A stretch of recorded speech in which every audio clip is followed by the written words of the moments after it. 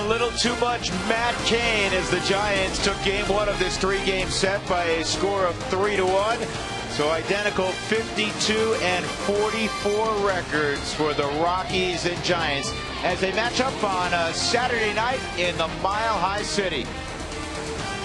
And welcome inside Coors Field with George Frazier. I'm Drew Goodman. Glad as always that you are along. Tonight's pitching matchup, a couple of left-handers that I think are very similar. Jonathan Sanchez, who obviously had a no-hitter a couple of starts ago, against Jorge De La Rosa. If you're a scout, George, and you're looking at him, you say, I know they're pitching out of the back of the rotation, but they don't have back of the rotation stuff. Neither one of these guys do. And I always said Jonathan Sanchez has no-hit stuff, and a week later he threw on it. I mean, he has that type of power fastball, 3-8. Don't let that deceive you, and don't let the 7-7 record of Jorge De La Rosa. Both guys have top-end stuff. You're talking about guys that can run it to 95 miles an hour, a very good curve and slider, and a changeup to go along with it. The changeup, third best pitch. For Sanchez, it's becoming a very good pitch for De La Rosa to set up his fastball to go along with that hard slider that he has the ability to throw inside the strike zone. I think the key to his success has been the breaking ball and changeup and being able to stay into the strike zone more consistently early in counts. Sanchez, how pretty was it? A no-hitter. The first time his father had seen him pitch professionally from Puerto Rico, a no-hitter. How nice was it after the ball game? They hugged in the dugout, and to share that with his son to get the last out on a hook, strike three. And you know what, George, if you think about it, we had the perfect game the other day by Mark Burley. Sanchez was perfect in everything he did. He had 11 punch-outs, no walks. The only reason it wasn't a perfect game, an error by Juan Uribe. That's the only thing. There's only one other ball hit hard. Rome caught one against the wall in dead center. Other than that, he totally mastered the lineup, and that's something that they're looking for him to do now. Everybody says they don't want the Giants to trade this arm. They think he's this close to becoming very special. Yeah, they have a lot of good arms. We're going to talk about a good arm when we come back. Speaking of masters and master's degree, that man, Houston Street, has a master's degree in the 9th inning this year.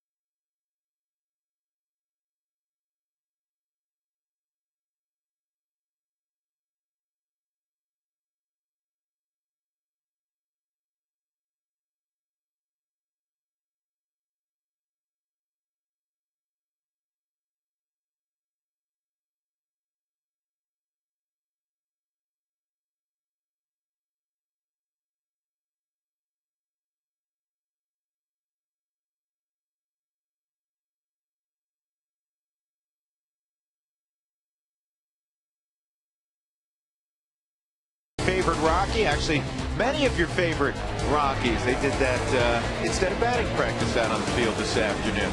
Upstairs with George Frazier, I'm Drew Goodman. The Rockies in the ninth inning hand the ball to Houston Street.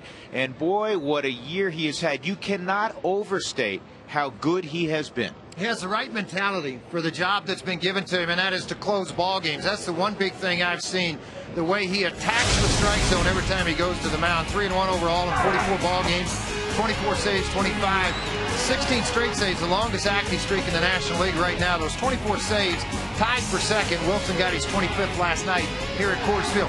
Houston Street is the guy at the beginning of the year that faltered after one game and lost the job. And then set back and just, okay, I'll make a couple adjustments, but I know I can do this job. And they handed it back to him, and he's been perfect.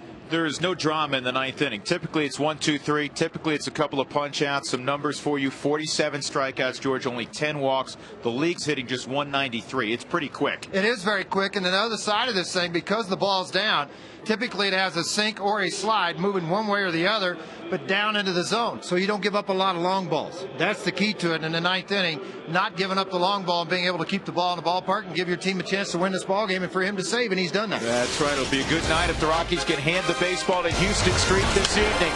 Rockies and Giants come on back to 20th and Blake with us.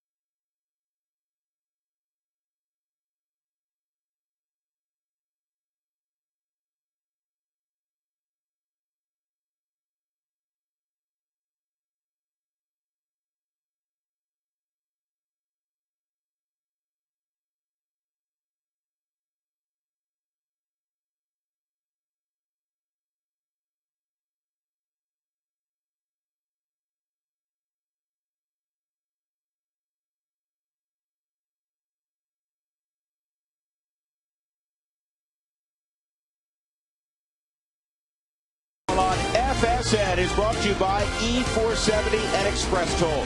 The best way to save time and money. By Quest, get 2 free gigs back up online with Quest high-speed internet. And by Nissan and your Nissan dealers.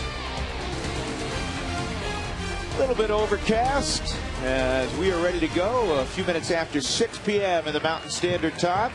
The Rockies, Bruce Bochy's San Francisco Giants. Third year in Northern California for Bochy, the former big league catcher. 195 and 225 with the Giants. So this is his best vintage, if you will, of the 3 teams he has had. Pitching dominated team. This is their lineup this evening. Randy Wynn up top. Andres Torres will get a start for the injured Aaron Rowland in center field.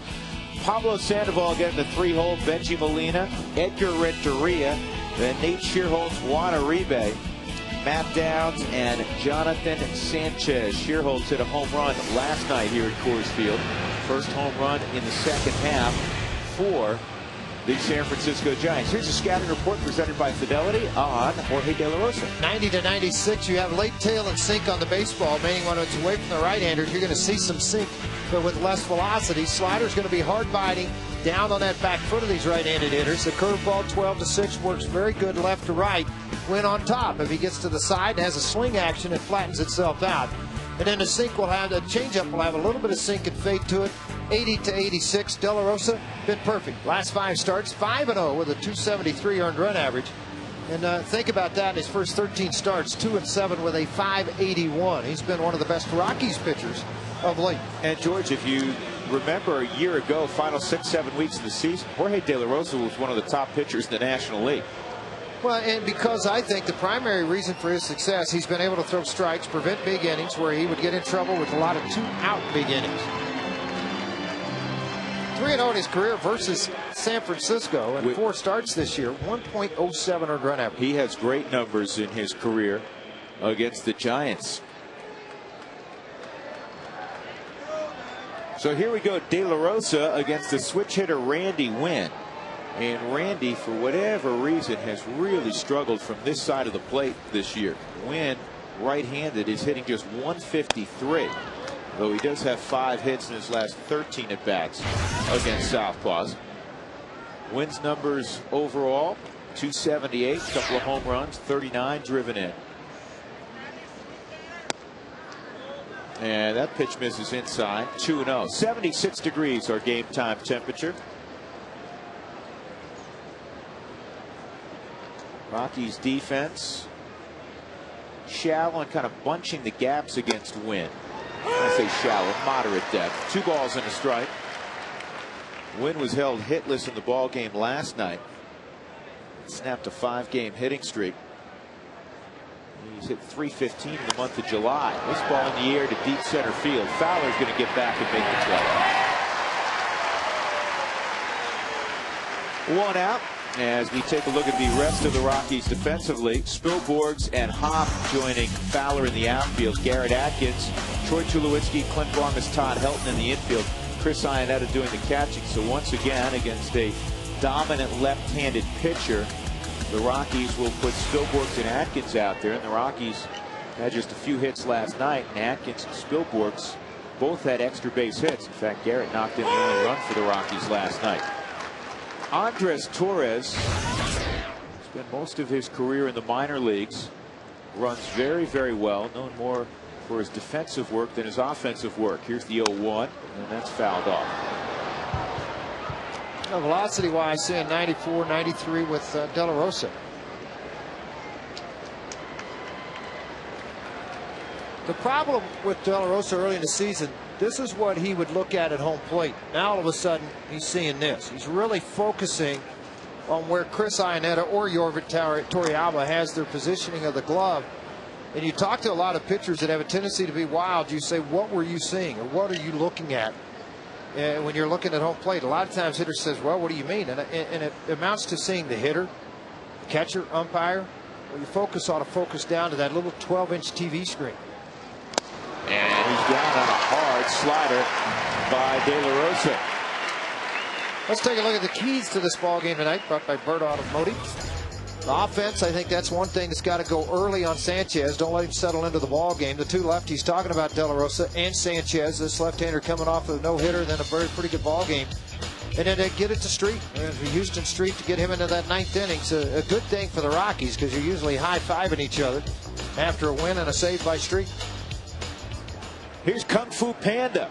George, you like that nickname for Pablo Sandoval? Yeah, and I guess he's kind of gone to it and likes it. He fouls this pitch off. Barry Zito hung the nickname on Sandoval.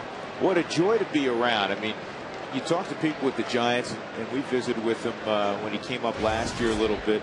He just, I mean, he's a little kid in a candy store playing in the big leagues. Well, go from A-ball to the big leagues in 1 year and then experience the success he's had this year, too. It just adds to the excitement of playing the game. To short, and Tulowitzki keeps his feet, throws out Kung Fu Panda, and it's a great start for Jorge De La Rosa. 1-2-3 for the Giants in the first. We'll see the Rockies against Sanchez when we come back.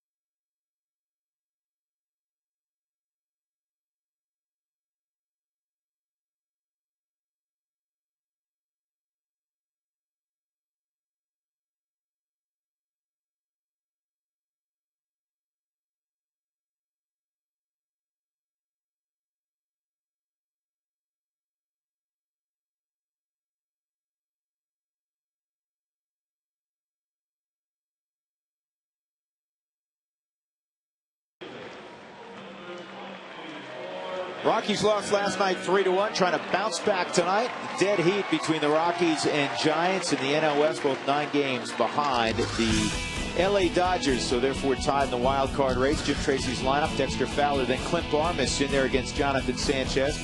Todd Helton hitting over 400 against the Giants this year. Garrett Atkins has come on. Brad Hawk, Troy Tulowitzki, Ryan Spilborghs, Chris Iannetta, and then the pitcher De La Rosa. You know, last night, Dexter, George, was the first pitch in there for a strike at 94. Did not have a hit, but he was robbed twice by Sandoval. Well, Sandoval's at first, so let's try somebody new. Uribe at third today. And one difference that Sanchez has made in his delivery is he's got his arm and his shorter arm action coming out. He used to what you call a slinger. Fly open on the front side, drag the arm through, wouldn't stay on top, and then he shortened everything up and keeping the arm on the body angle. And then a term I use, show me your wallet. In other words, he's making a bigger turn right there. See how the hips turn backwards, which allows him to stay back even more. Mr. Sanchez, a pretty good slider right there. Good slider in on the knuckles of Dexter Fowler to get the first out by Sandoval. The Fidelity scouting report on Mr. Sanchez: he will throw the fastball anywhere from 88 to 96. Now, he likes to work inside now. In his past, he would not do that. He's trying to stay away from everybody. The slider, more of a sweeping type breaking ball. It'll cover the full length of the plate at 78 to 86 miles an hour. Change, it's a power change, and he'll run up to 88 at times. But doesn't go to that pitch very often, only about 8 or 9% during the ball game. In the course of 80 pitches, you may see it somewhere in the neighborhood of 8 to 10 times. Well, he struggles. He's had them with the Rockies in his career. But again, history tells you that he hasn't pitched well because of the walks. 26 walks in 37 innings over his career. But that's before the changes.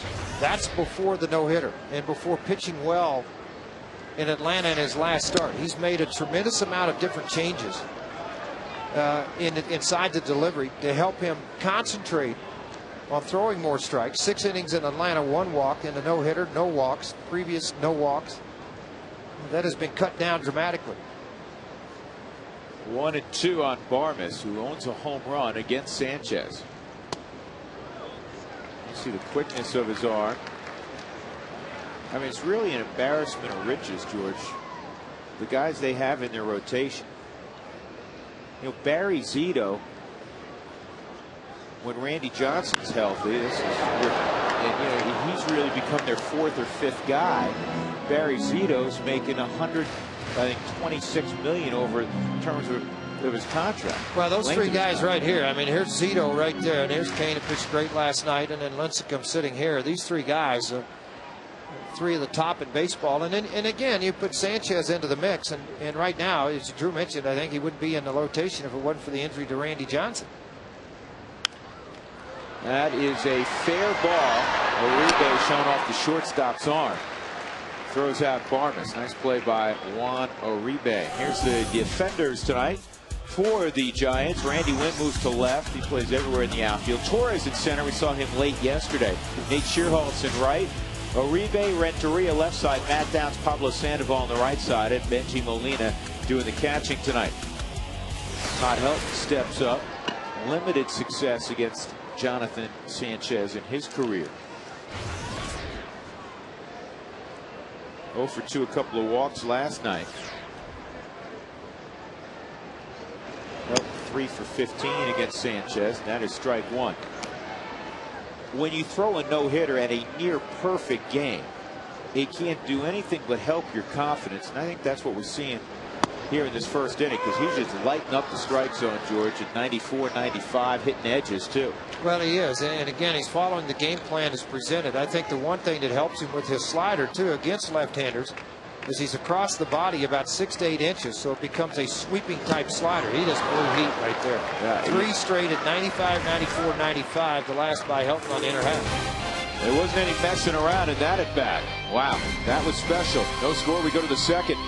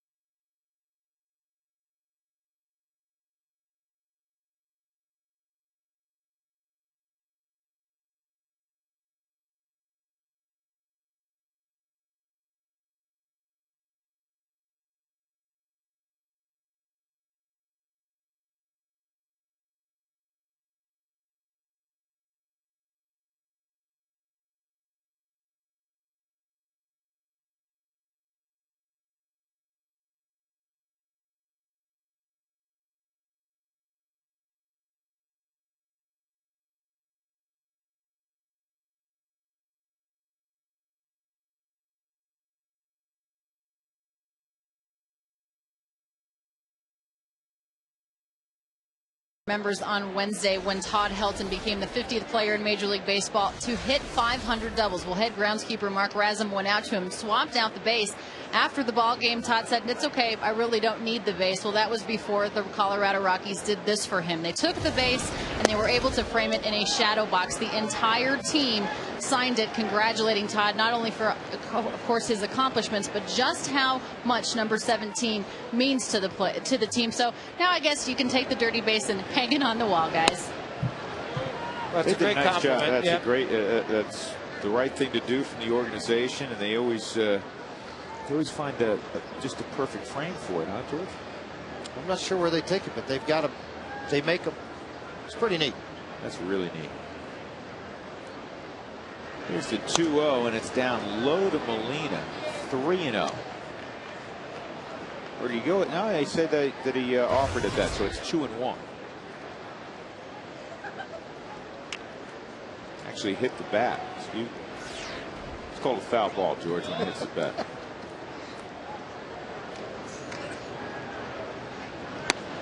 On the corner.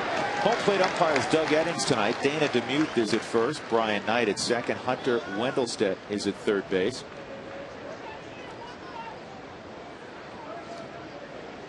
Two and two on Benji Molina. No scores. The Giants hitting the top of the second, and he's gone on a vicious slider.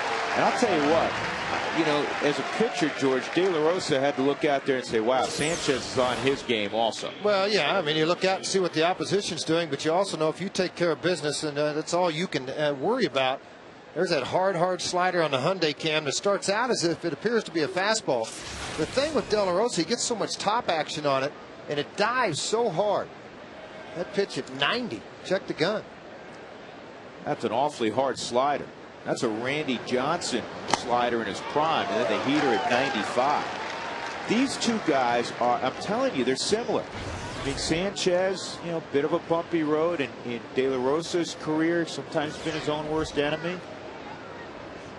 They're always slotted in the back of a rotation. But you look at their stuff, as I said a few minutes ago, you put the scout hat on, and no way do you come back and say, oh, yeah, you know, he's a fringy guy, back-end guy, maybe. This is front of the rotation stuff. The only thing that's prevented either one of these guys from being a front-end guy or even a middle guy has been the ability to throw strikes consistently. And all of a sudden, they're figuring that part out, too. Good location there as Renteria fouls it off. Edgar 3 for his last 19. 1 for 5 in his career matchups with De La Rosa. There's a split on De La Rosa.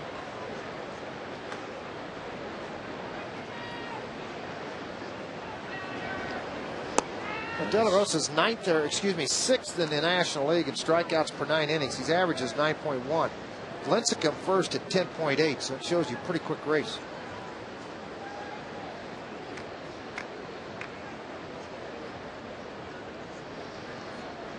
Here's the 1-2 to Renteria. That's just off the plate. And you look at Renteria's numbers and you see, okay, well, he struggled a little bit, 254. If you look with nobody on base, he's hitting $1.90. As soon as you put runners on, 344. Runners with 2 outs, 404 in scoring position. Big numbers. They're called money hitters. Line drive, and Tulowitzki probably caught in the air. Could go ahead, complete the play. 2 outs. So Edgar Renteria, who missed the last few days with a sore elbow, is an out, and that'll bring up Nate Schierholtz. Schierholtz hit his 4th home run of the year last night. First Giant, they hit a home run in the second half. The Giants became the last major league team to hit a home run in the second half when Schierholtz reached the seats in right. By the way, if you're at home and you keep a book, and I know many of you do, they have indicated that that is an L6. In other words, that was a put out by Tulowitzki, even though he went ahead through to first. He did catch the baseball. Thomas, that is a 4-3. Good inning for De La Rosa. Middle of 2, no score.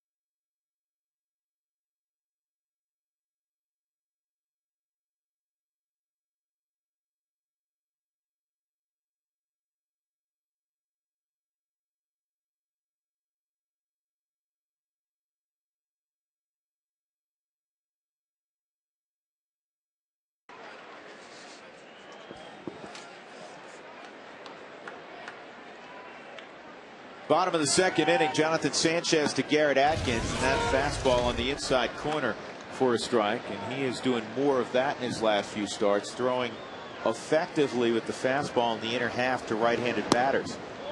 Garrett Atkins has driven in 8 runs in his career against Jonathan Sanchez. Sanchez's numbers, George talked about it, they're awful against the Rockies. Got an ERA over 7 against Colorado. 1-2. Garrett kind of looks back at Doug Eddings. Four straight batters. He's had a first pitch strike against him. He's retired the leadoff man this year 70% of the time. There's a hard slider also to Atkins. We may see a lot of whiffs tonight. You know what? You can just tell. I mean, that's nasty. He has his A material tonight. If the Rockies score 7 or more runs during any game, go to participating Colorado Taco Bell locations the next day between 4 and 6. Feed your fever with 4 tacos for $1 with the purchase of a drink. Only 1 order per customer, Jeff Houston. Drew, I want. Well, never mind. We're going to bring up. I want. Whoa, that's a slider.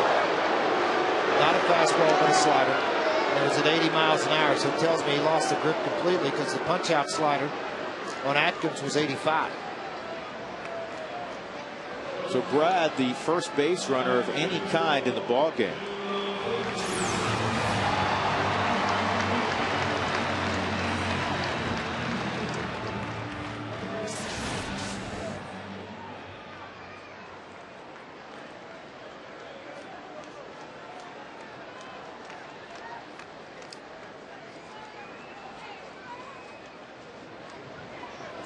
Tulowitzki with 1 on and 1 out. And Troy hits it to deep right center field. Cutting across is Torres. Now Shearholtz in front. That ball just hung up in the air. He may have gotten it a little bit toward the end of the bat. 2 outs. And that'll bring up Ryan Spilborghs. Jeff Houston jumps in and joins us fresh off the pregame show set. And also, I might add, fresh from the daddy of them all, old Cheyenne, up in Frontier Days for a few days. How you feeling? I feel good. I crossed paths with the Cowboy. He was down here filling in for the pregame show yesterday, and then we flip-flopped today. I got to see a rodeo and a night show. Did Drew tell you about his rodeo experience? No. You got to hear this one. Well, so Drew pulled his groin riding a horse. Well, ouch. Bad. That's not really good. Bad. Well, I'm up at Peaceful Valley Ranch, where we go quite a bit. Beautiful guest ranch up above Lyons, Colorado, in a gorgeous part of the state. And we go up there frequently. And now, was it a Shetland pony or was it like a? Was it like a big? What you guys talk like about? I don't know anything about quarter horses, horse or third? Well, how many hands? It's like 30 hands. Oh, no. Yeah, that's a Clydesdale. Yeah. Anyhow, the horse starts running because I'm doing one of those barrel things, right? Right. So I'm supposed to get it to run, right? So it's running, but my feet come out of the stirrups, and so I start. Now I'm getting airborne on the trot, and you can't slow it down. Well, one time too many airborne, pulled the groin, and then came down again and pulled it. I mean, I fell off the horse. It was ugly, and I'm a hurting unit. That was my rodeo. That's down low.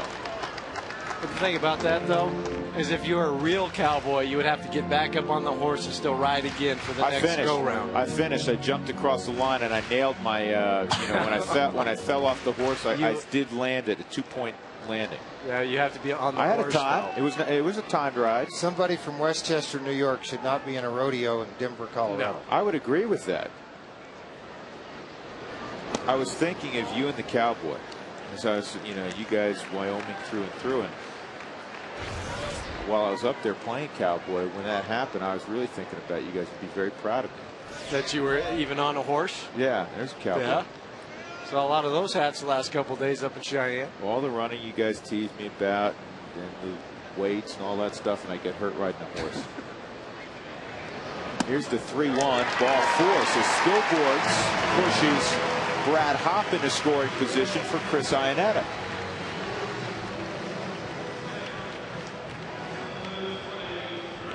Well, when Sanchez, as you guys know, in the past, when he's gotten into trouble, similar to De La Rosa, sometimes he could be his own worst enemy. Well, yeah, when he doesn't pound the strike zone, that's one of the things that all the guys in the clubhouse were talking about is if he's not around the zone, and that's one thing that the Rockies have been good at lately, George, is making that starting pitcher work.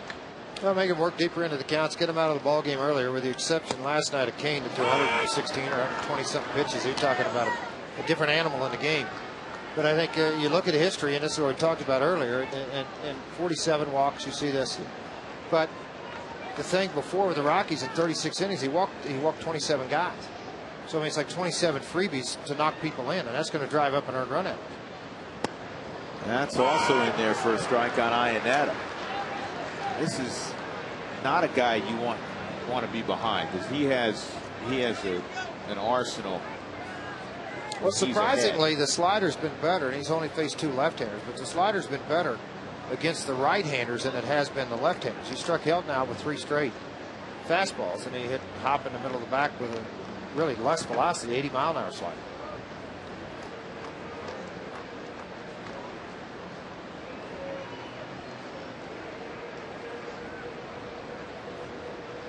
Oh, 2 on Chris.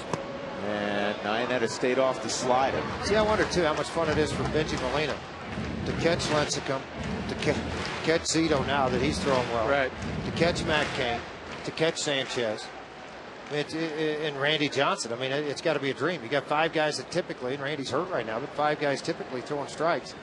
And with 3 different pitches, too. Yeah. I mean, it's just, it's got to be a joy to get behind the plate with those guys. They have a number of guys in their rotation who on any given day, and it had been 30 some odd years between no-hitters for the San Francisco Giants, but they have guys that have no-hit stuff on any given day. Outside 2 and 2. I mean, Kane, this was a ridiculous stat George and I were talking about last night. 21% of the time in his career, he's been around now since the beginning of 05. Matt Cain has allowed 3 hits or less in a game. Yeah, and so many times, though, it was lack of run support. And finally, he said, forget it. I'm going to do what I can do. And now you see it with all the limbs. This ball in the air, left field and deep. Chris Iannetta is going to come up a milkshake shy as it dies in the glove of Randy Wynn in left center field. We'll go to the 3rd inning. No score.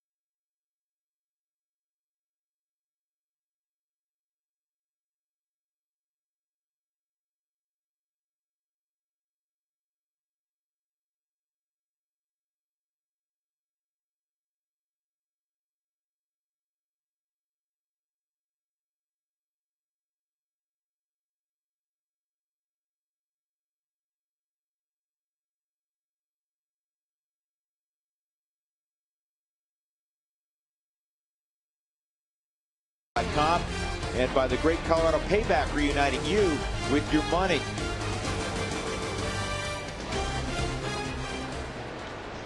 Ready to go in the top of the 3rd inning, Juan Uribe to face Jorge De La Rosa.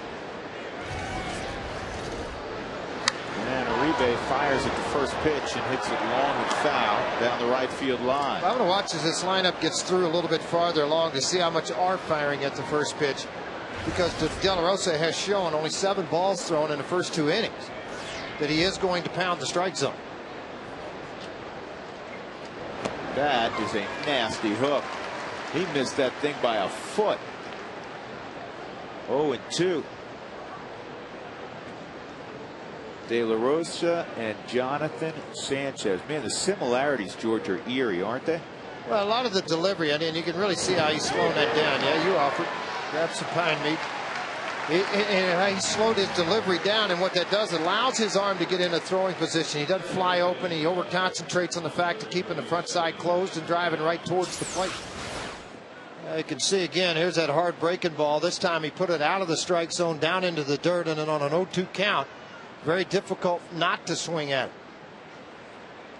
Here's Matt Downs, one of 5 second basemen used so far this year by Bruce Bochy. And he hits it sharply at Clint Varmus. Varmus goes to 1 knee, which he can do on the right side of the infield, and hit that hard, and he throws him out. 2 gone. Tonight's injury report is brought to you by the Exempla Lutheran Medical Center. Randy Johnson's been on the shelf for a while. First shoulder injury of his 2-decade-plus career. Won his 300th ball game earlier this year.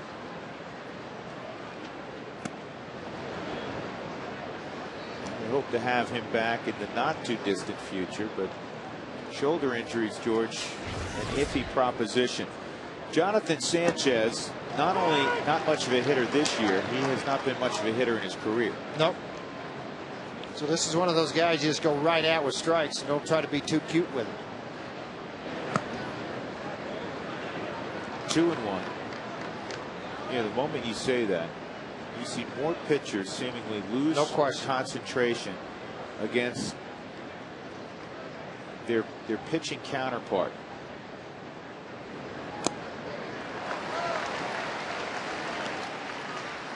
That was a great story. Sanchez with his dad in attendance. First time he'd ever seen him pitch.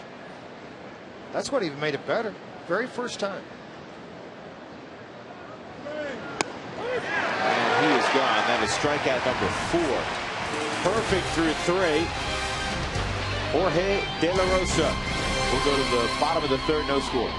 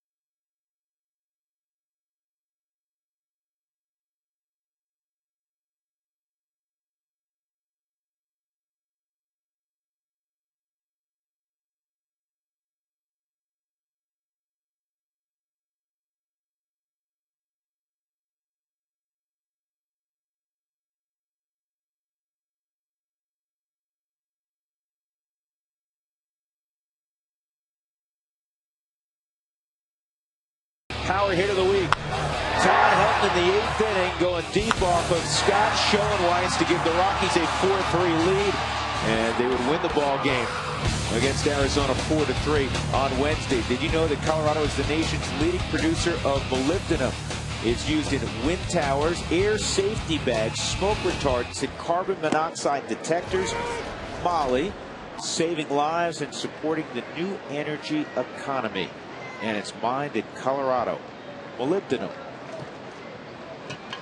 By the way, De La Rosa slaps one to Renteria and just did get him. Don't get hurt, Jorge. Do not pull a muscle.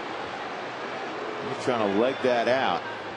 Renteria just got him at first. We were talking about Randy Johnson's shoulder injury a minute ago, so I said, Dougie, look up how many innings he's pitched. 4,131. The average is about 15 pitches per inning. With Randy, it's probably a little higher now. Do you realize he's thrown over 70,000 pitches in his career in the big leagues? Never had a shoulder ailment. 70,000. It's a lot of pitches. And Dexter Fowler takes a slider for a strike. Dexter hit a chopper to Pablo Sandoval at first in his initial at bat.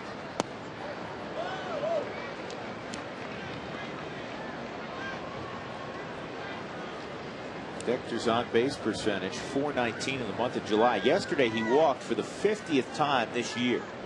Leads all National League rookies in that department. Todd Helton walked twice yesterday. Todd has 50 walks now.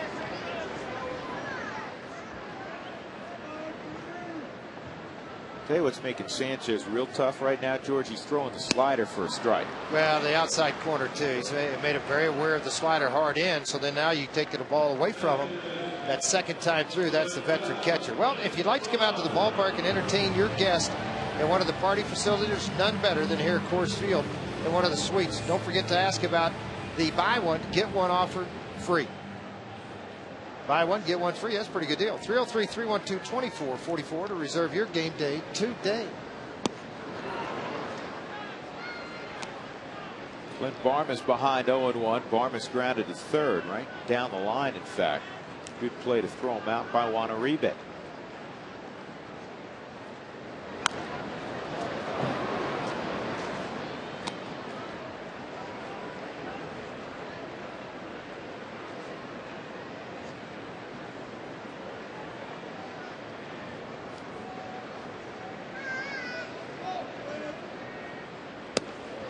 Boy, Reggie Molina almost lost his glove catching that.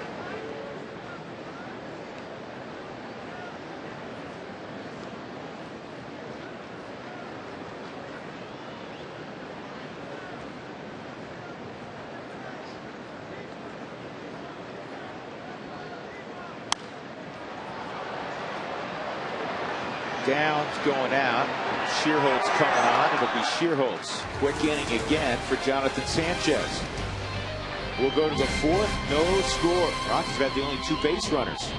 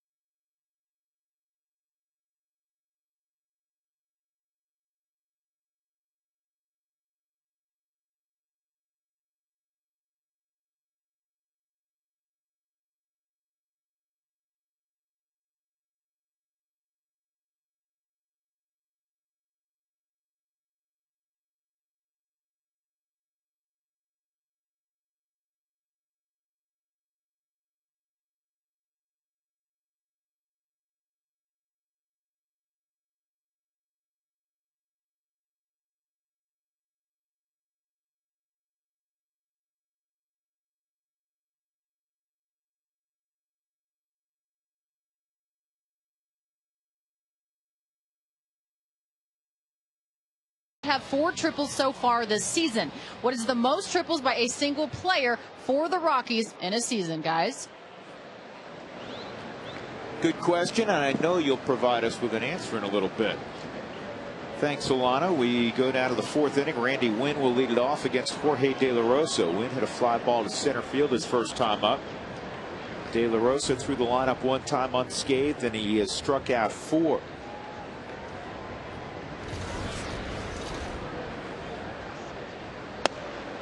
And move his feet, ball 1. 3-1 win last night for the Giants. The Rockies got only 4 hits. Get this, it's the 15th time this year the Giants have won a game when they've scored 3 or fewer runs.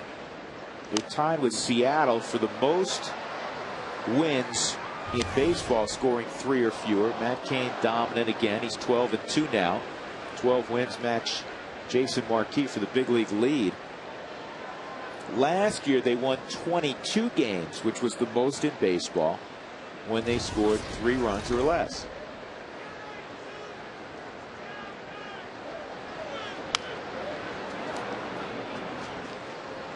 One ball and 2 strikes.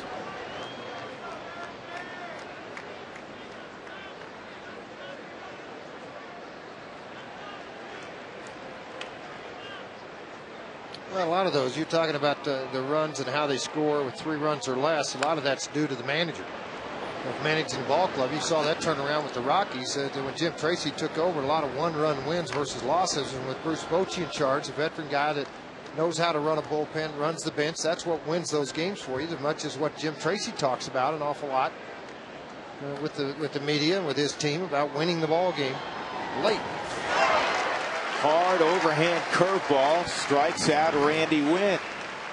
That is number 5 for De La Rosa, and that'll bring up Andres Torres. When he gets on top of this breaking ball, you can see that the fingers are on top of the rotation. This is the type of break that you get, unhittable.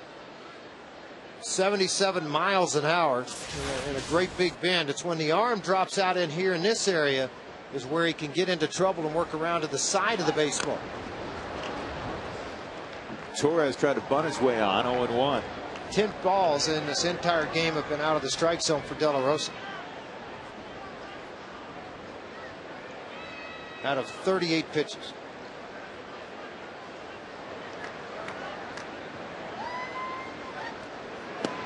Changeup and a beauty. First one he's featured in the ball game. You've seen a lot of the slider, curveball, fastball with the first changeup that he's shown. So I yell down right now and go, uh-oh, slider might be coming. Back foot, here it comes. Up in the strike zone a little bit.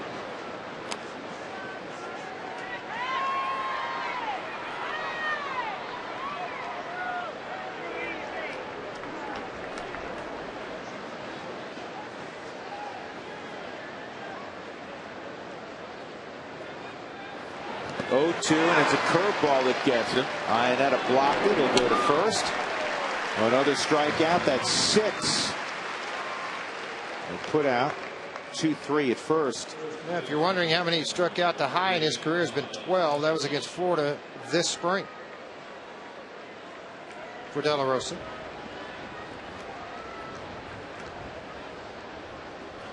And here is Kung Fu Panda, Pablo Sandoval. You like ball that to new short name, huh? first time up. Well, yeah, you know, we didn't break it out last night. They set up away on Sandoval, and he goes that way. Brad Hobbs not going to get it. And that's going to be the first hit of the ball game. It'll be a double for Sandoval. First hit for either team. A 2-out double in the top of the 4th for Sandoval. Well, and the only thing, I think it's on the outer half of the plate where they wanted the pitch. I do think that as you see the one hit put up on the board, this is it. The only one on the Hyundai camp. 2 seam fastballs, so he's trying to sink it down and away, going right to the mitt. Now see how far away Sandoval is on the Hyundai camp from the plate. He just sticks the bat out and then allows his strength to do the rest. Just drove it down the right field into that corner, ends up at second base. Benji Molina struck out his first time, and he hits it down the right field line, but this thing has a lot of tail on it. It'll be in seats foul.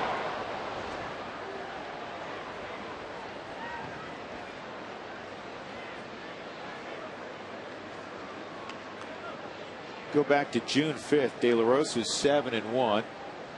Aaron Cook is 6-0.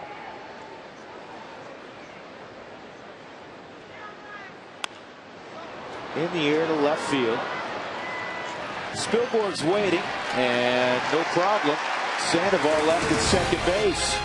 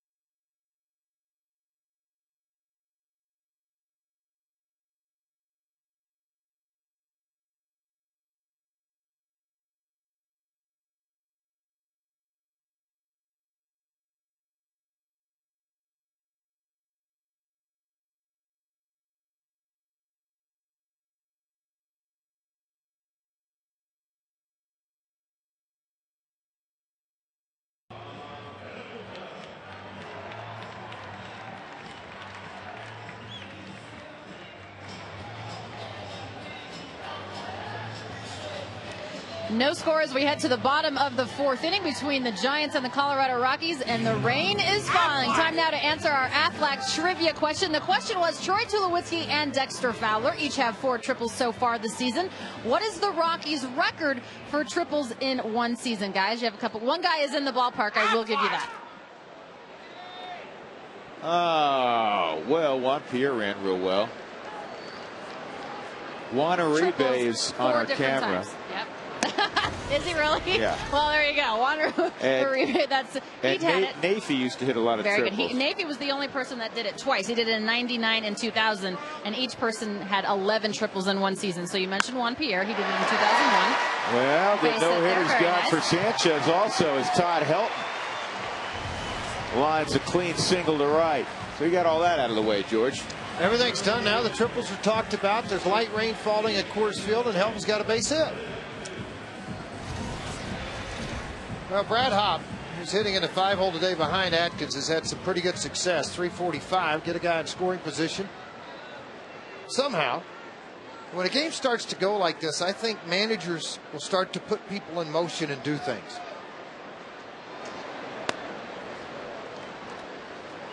I don't know if you have the guy out there you want to put in motion now. We're talking about a hit and run. No, I know you are. It doesn't matter. Last night they had 2 slow guys on the base paths that resulted in a first and third and a run in the ballgame. They had a very slow man at the plate. You're just trying to create openings and get guys moving. But George, just to play point counterpoint, here's why I don't like it here. There's too many swings and misses with this guy's stuff.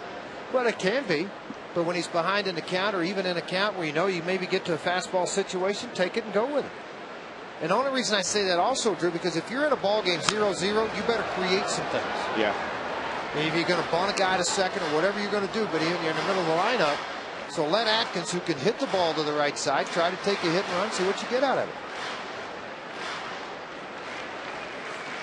I guess the rain's starting to come pretty good now. Got some people moving underneath. Great crowd again tonight at Coors Field. More than 40,000 yesterday. That's up and in. 2-2. On June 7th, Garrett Atkins was hitting 189. He's hitting 345 since then. Last night drove in the only run for the Rockies, a line double over Fred Lewis's head and left. 3-2. And this is where I think this is how you got to build a rally against him. Hope you get a hit with nobody out. You have guys that grind out at bats, guys that will not expand the zone typically, and Atkins and Hopp.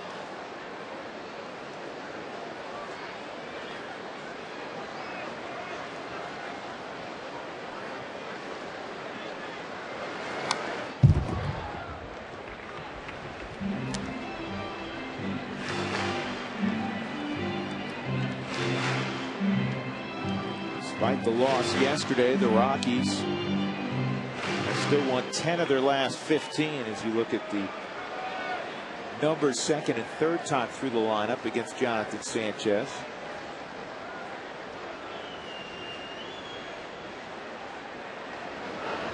Ball 4. Now you have 2 on and nobody out for Brad Hop.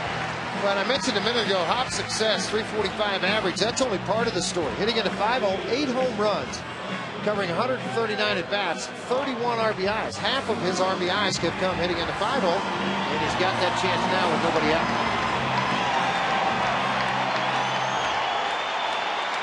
Hop hitting .274 against lefties.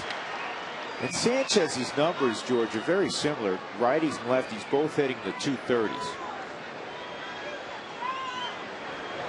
I was just watching Ron Wotus in their dugout arranging and putting Sandoval where he wanted to on the right side. Moving downs because you got a guy normally that doesn't play a lot of first base. There's Ron Wotus and a new kid at second base. Trying to position them with Brad Hop. Outside 1-1. And the rain can affect a pitcher in different ways. One, obviously, that if it gets gummy on your landing foot, it's slick. A lot of times you won't push off and attack as much as you normally would because you're unsecure with that landing foot.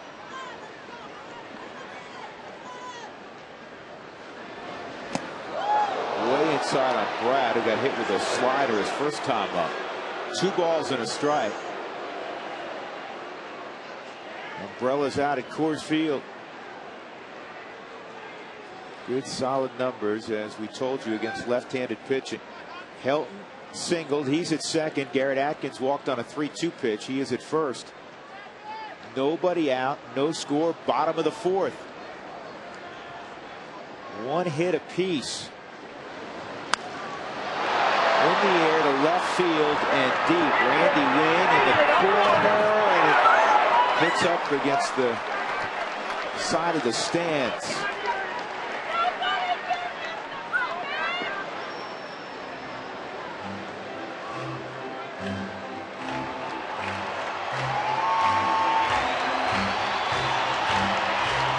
Brad hitting .318, which is 6th best in the National League. His slugging percentage of .575 is 4th best. Tulowitzki on deck, 2-2 on Hop. And that was a nasty slider. Well, what made it effective, too, is the first at bat. Even though a lot of times hitters, particularly power hitters, don't get intimidated a lot. But he threw that hard slider and he caught Hop in the middle of the back. So now in a 2-2 count, he just puts it in the perfect pitcher's place. Outside corner, down with some heavy tilt and break to it. Tulowitzki hit the ball fairly well to right center field his first time up. Loved by Nate Shearholtz. And this ball's hit well to right center field again. Torres going back, looking up, see you later. 3-run home run, Troy Tulowitzki. Number 18, and the Rockies lead it 3-0.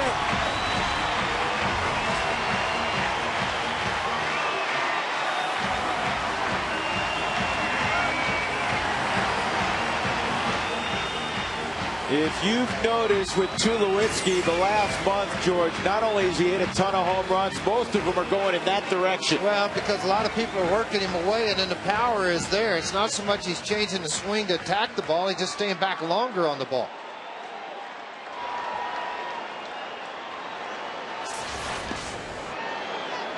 Spilborgh's at the plate, swings through a fastball. So Tulowitzki with his 18th bomb of the year.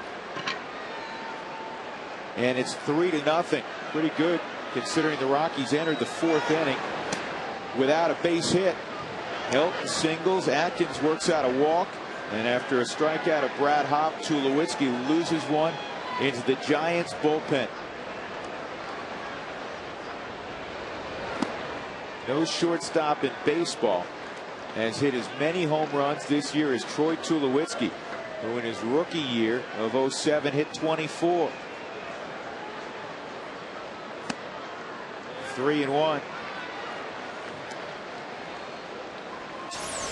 Going back to look on the Hyundai cam of what he was trying to do, it appeared that he was trying to sink something down and away. You could see this ball jump and cut back right up into the center part of the plate. Tulowitzki just made it pay for it, and here's a walk to Ryan Spilborn. This is the same type of results Sanchez had early in his career, not just against the Rockies, but against baseball. 3 very clean, good innings, and then run into trouble from the 4th and 5th innings on. Well, let me tell you about some group sales. It's a pretty neat place to come. That is Coors Field to watch some baseball. 25 or more receive discounted pricing, scoreboard recognition, and other great benefits. Call the Rockies at 303 Rockies and arrange for your group to visit Coors Field today for a baseball game.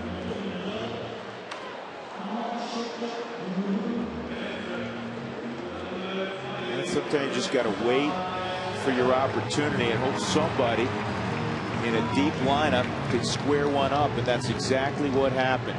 A couple of good at bats from Helton and Atkins, and Tulowitzki squared one up. Chris Iannetta hit a fly ball to fairly deep left center field his first time up. Spilborg's a threat to run at first.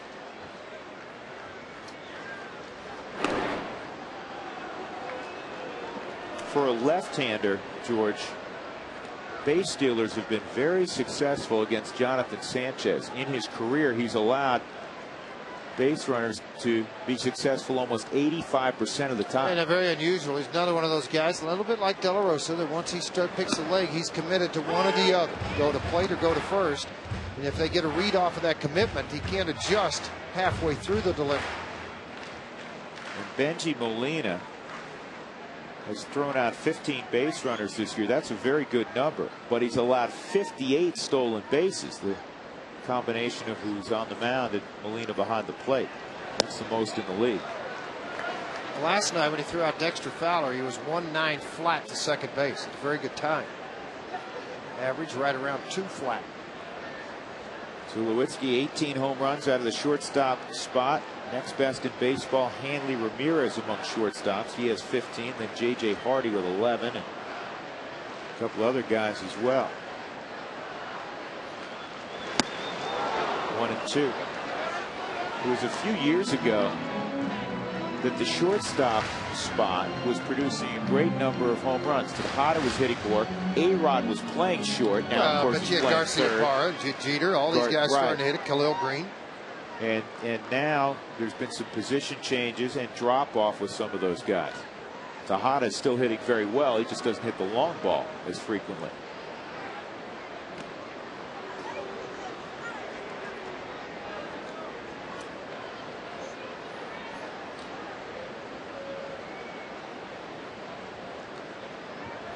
Three hits in the game total for both teams, but the Rockies have a 3-0 lead.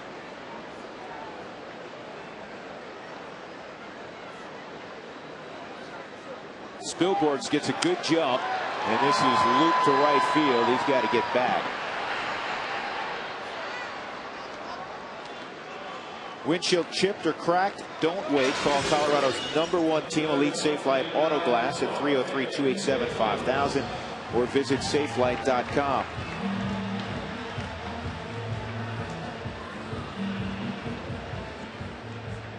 Now De La Rosa hit a slow ground ball between short and third his first time up, and was thrown out barely by Edgar Renteria. And chopped to first. That's all for the Rockies in the fourth, but it was a most productive fourth inning. With 2 men aboard, Troy Tulowitzki left the building to deep right center field. Rockies 3, Giants nothing.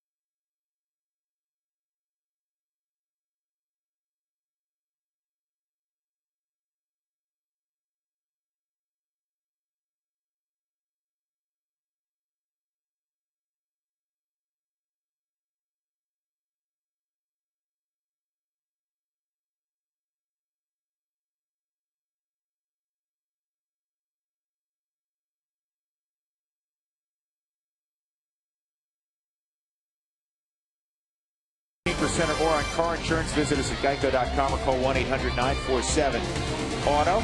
And by Comcast Digital Home Phone Service. Warm up to unlimited local and long distance. Call 1-800-COMCAST.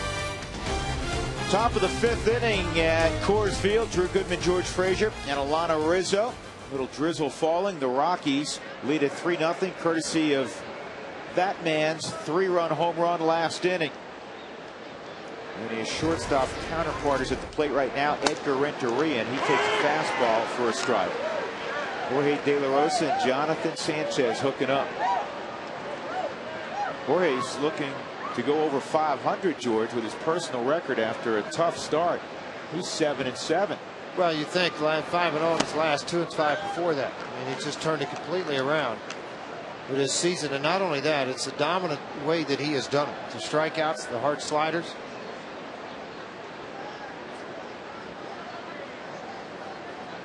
One and one on Renteria, owner of more than 2,000 big league hits. It's pulled foul. And a lot of playoff games and a lot of big hits in playoff games.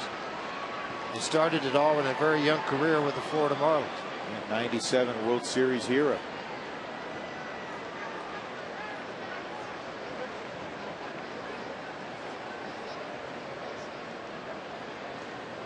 One and two on Renteria. And there's that good curveball. There have been times, George, where we see Jorge on the road have the nasty, 12-6 hook and not utilize it as much at altitude. It's harder to get that good snap on it. Tonight, he's got the good snap on it. Because of where his hand position is on the baseball. He's not working around to the side. He's got his fingers on top of the ball and staying right on line with it to the plate. There it is again. He induces a two-hopper to Tulowitzki. On the move. The tag is made. Good play by Todd Helton. He doesn't just save you errors with scoops out of the dirt. How about the mobility of the former Tennessee Vol there? First and foremost, he's got to catch the baseball and read which way that ball's going to sail. It is wet on the turf, and then when Tulowitzki gets a hold of the baseball, here's that flip just sailed out of his hands to be able to tag, reach back, get it, and then sell it to the umpire. One more look as Uribe runs up the line, or excuse me, Renteria. He does get part of the baggy jersey.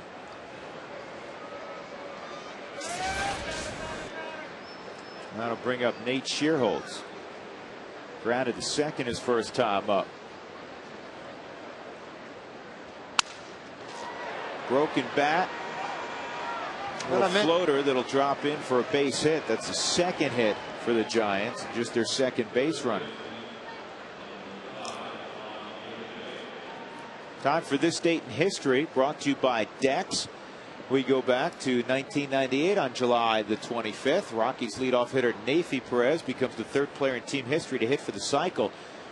The Rockies shortstop goes deep in the 7th off Matt Morris to complete the feat. It's brought to you by Dex. Dex knows. There's a good looking pitch. Froze Juan Uribe, who struck out his first time. Again, the Giants at 52-44. The Rockies at 52-44. Chasing the Dodgers, who lost last night to the Marlins. They'll get going a little later on. Get foul, and it will. By the way, we're talking about Nate Shearholtz and the success he's had against left-handers. I was a little shocked when I saw this, but he's now 14 of 29 with a couple of home runs. Coming into the game at 481 against left-handed pitching. Right-handed, 267.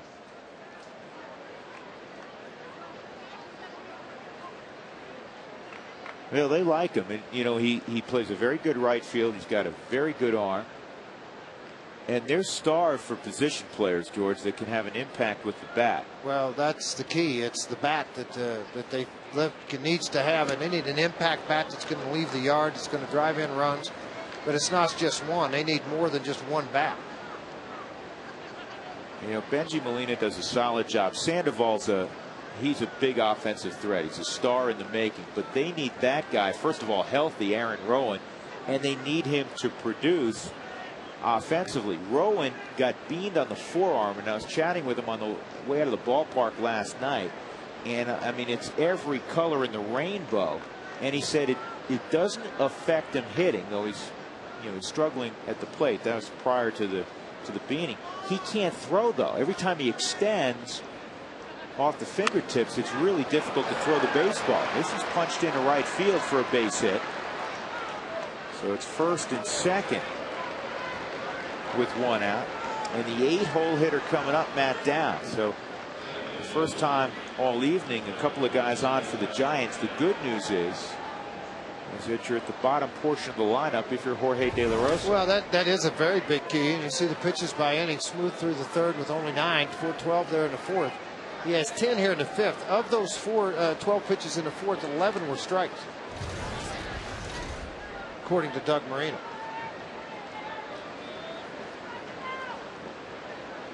Matt Downs hit a ball sharply to the second baseman Barmes, his first time. And he swings late and fouls it off.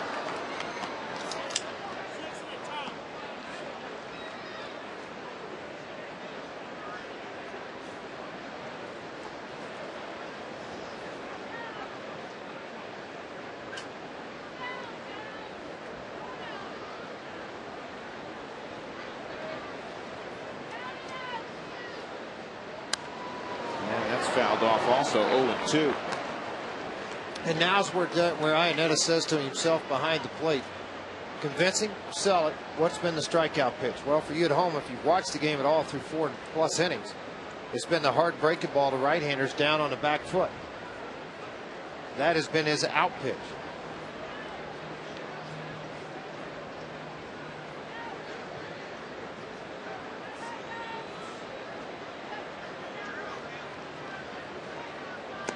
Now he's down. This is the guy, realistically, George, because unlike some pitchers, Sanchez does not pose much of a threat in the on-deck circle. 0 for 21 this year.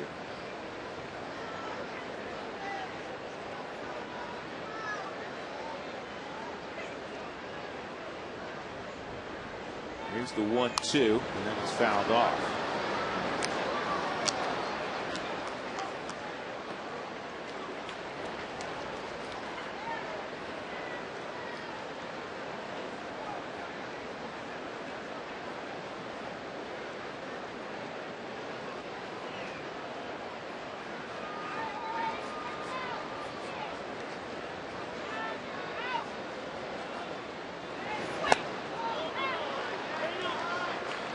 No swing. They check it out at first base. That's Dana DeMuth, the crew chief.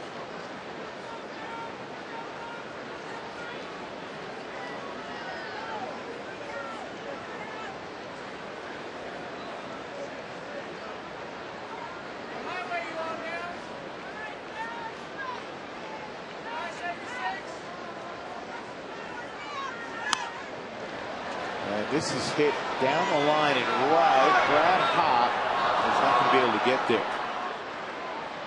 Well, don't forget about the many plans that are available now through the Rockies. If you choose a 15-game plan that you want to attend, you can also get free Cub tickets on August 10th if you buy the 15-game mini plan. It includes postseason tickets also. There are the availability to do that. 303 Rockies, or go to ColoradoRockies.com to order now.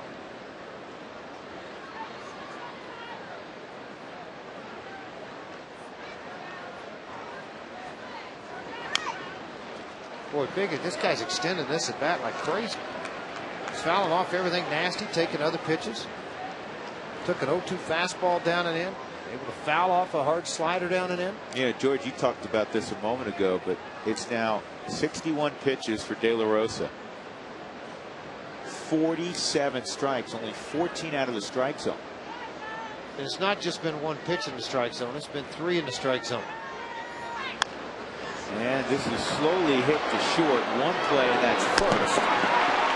Tulowitzki. George, I think, again, with the wet grass, you see how Troy threw that? I mean, I think he had the changeup grip, and he really made sure he just kind of guided it to first because they're picking up a wet baseball. Well, he just wiped his hand off because it's still wet. But the thing is, it's going to be a bang-bang play because it's a slow roller. So you don't have time really to get a grip on the baseball like you normally would. And guys that have to charge the baseball a lot and make an extended throw, third and shortstops, you'll see that kind of grip on the ball when they throw it over there. It is very wet. And made the toss over to Todd Helton. That's why the ball sailed earlier on the throw for Renteria to get him out. Sanchez fouls off the first delivery. He struck out looking his first time. Told you Jonathan, not much of a hitter. 0 for 21 this year. In his career, 0-73. 6 hits, 82 at bats coming in. So now it's 6 hits in 83 at bats. But it's been said many times, anybody with a bat is a dangerous man. Just make your pitches. Slowly hit. De La Rosa. They get the out. They did. Delayed call, and De La Rosa may have gotten spiked. Dan at Demuth, I think, wanted to make sure he held on to the baseball. This is a tricky play, Frazier.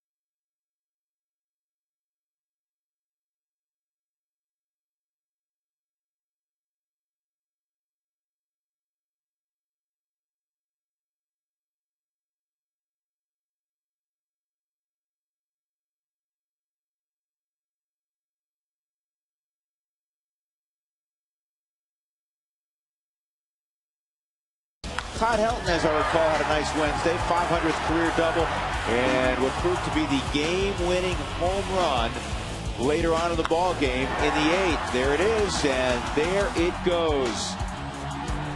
Clutch plays of the week are brought to you by Amco AA MCO. Rockies leading 3-0. Drew Goodman, George Frazier upstairs, bottom of the 5th inning. Dexter Fowler fouls off the first offering from Jonathan Sanchez. What a big swing of the bat, George, by Troy Tulowitzki, because Sanchez has no-hit stuff tonight. He really does. 2 hits given up in the ball game. One of those happened to be the ball that traveled over the fence of Tulowitzki. So it has been a dominating performance. The other single by Todd Helton. It's one of those games when you reflect back, if you're Bruce Bochy, and that's strike 3, and you're Jonathan Sanchez, you hope to say, well, I got beat, I made one mistake. However, it happens. Of course, De La Rosa has been masterful so far. One gone. Clint Barmas coming up. By the way, De La Rosa went to the dugout and he was fine. He did not get spiked. He kind of got kicked a little bit as the runner went by. That was a tricky play, though, George. Well, but the thing is, you have to keep your eye contact with Todd Helton. You go to where you think you're close to the bag, and then he didn't know how far away he was, so he just strided back to the bag. But if you take your eyes off of the ball coming from Todd Helton, then you're going to have bases loaded, because you're not going to catch the baseball. And he didn't have time getting up the line. Sanchez ran very well. Smelled a hit, George. He doesn't get many of those. Smelled a hit, and the Rockies able to get an out.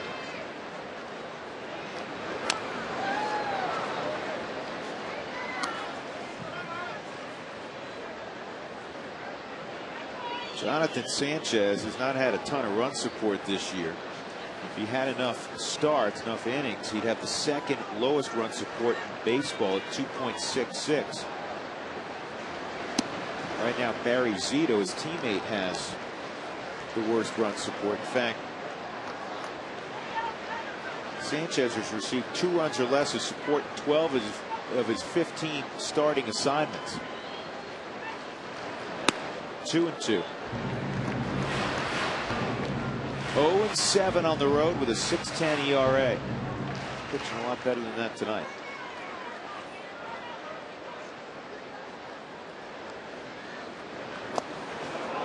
And now it's a full count.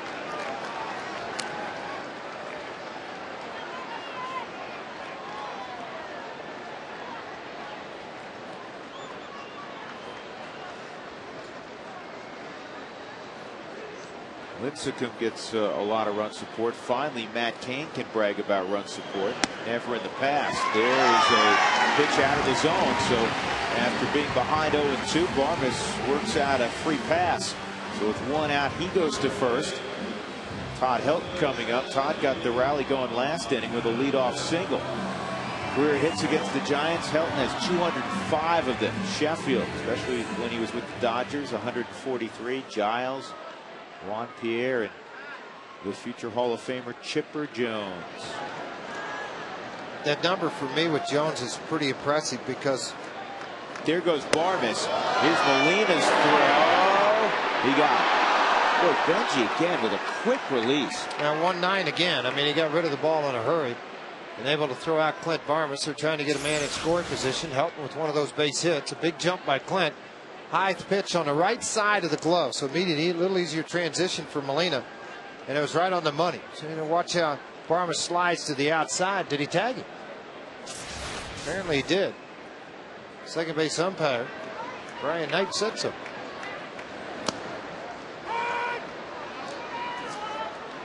Ball and a strike on Helton. Todd hitting .367 in July, sixth best average in the National League.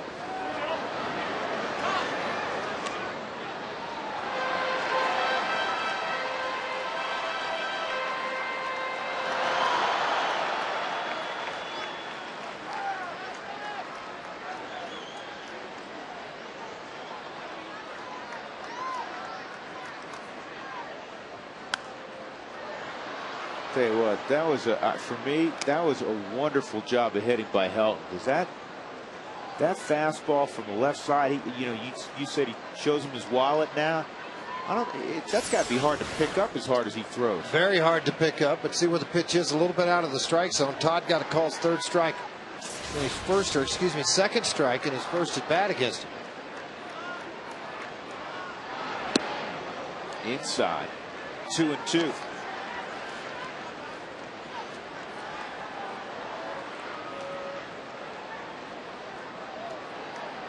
Rockies up 3-0, hitting with 2 outs in the fifth. And a nice play by Sanchez. 5 innings complete at Coors Field. The Rockies on the Troy Tulowitzki 3-run home run, up 3-0.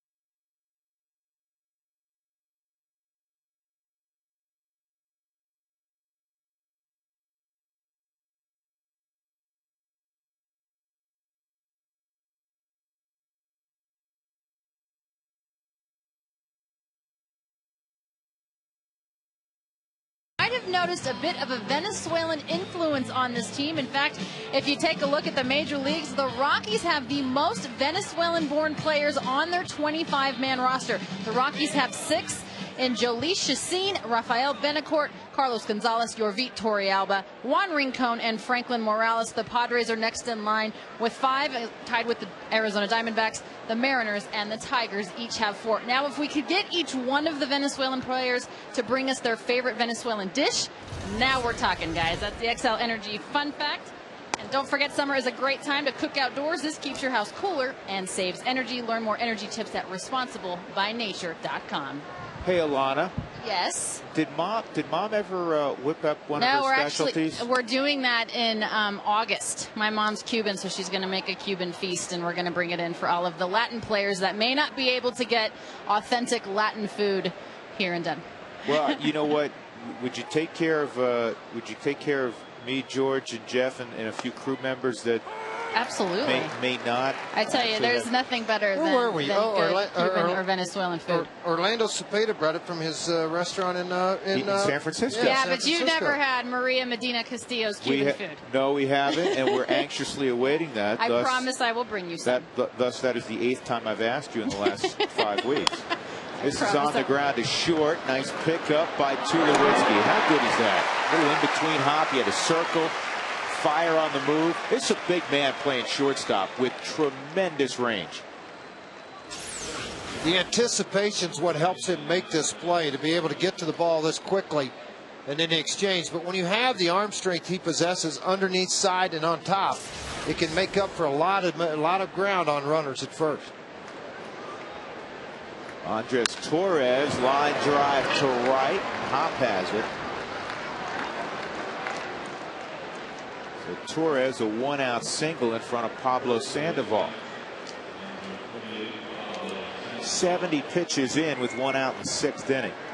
Jorge De La Rosa has been nothing short of magnificent tonight, pounding the strike zone. He's had a tremendous slider. He always seems to have that 94, 95 mile an hour fastball. He's brought a good curveball to Coors Field tonight. And he's thrown strikes. 17 balls in the entire game. And he's working here in the 6th inning. This guy at the plate, I'm just guessing. I haven't looked yet. He's got to be tough to walk, Sandoval. Well, look and see how many walks. Sandoval this year, I'm saying less than 20. Nope, 26. He is tough to walk, though. 54 strikeouts. Good young hitter. And Pablo had the first hit of the night with 2 outs in the 4th inning. A double just over the head of Brad Hopp. First hit of the night for either team.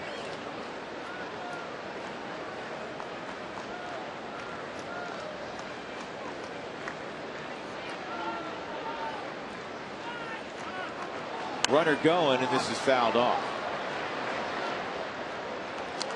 Probably one of those situations to where Sandoval may have not have swung at a strike and probably took a stolen base away from Torres, because he had a huge jump on De La Rosa.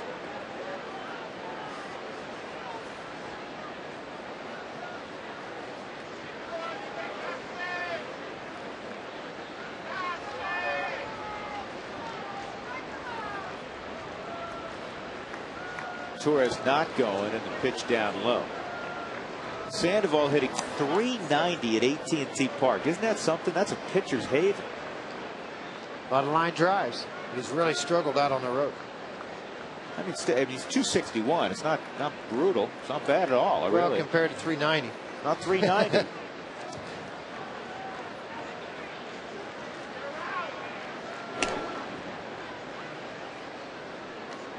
And they have, I believe, now 35 games remaining at home in San Francisco.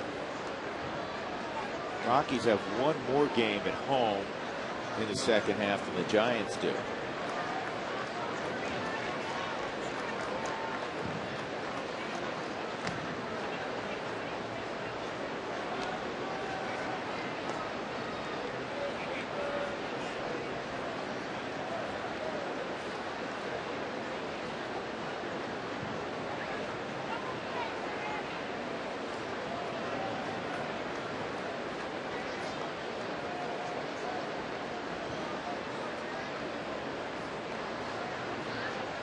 One out, one on. Rockies up 3-0, and this is a foul ball off of Sandoval at the plate. He tried to get up right away.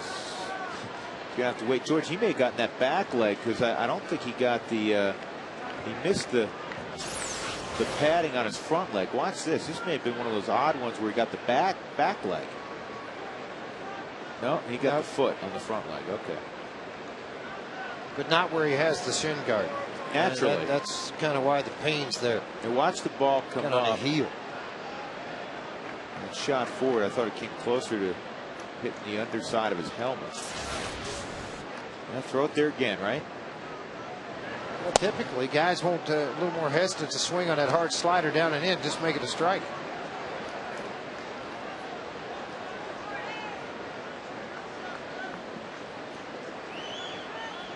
Sandoval 4th in the league in hitting.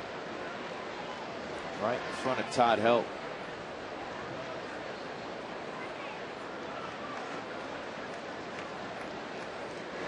Two-two's fouled off. Here's the top 5 in the National League. Hanley Ramirez at 347. Miguel Tejada, we conversed about him earlier. A terrific year with the Astros, who are hanging tough in the National League Central. Then Albert Pujols. Protection now with Matt Holliday behind him. I don't know if he needs any protection. And Sandoval and Helton.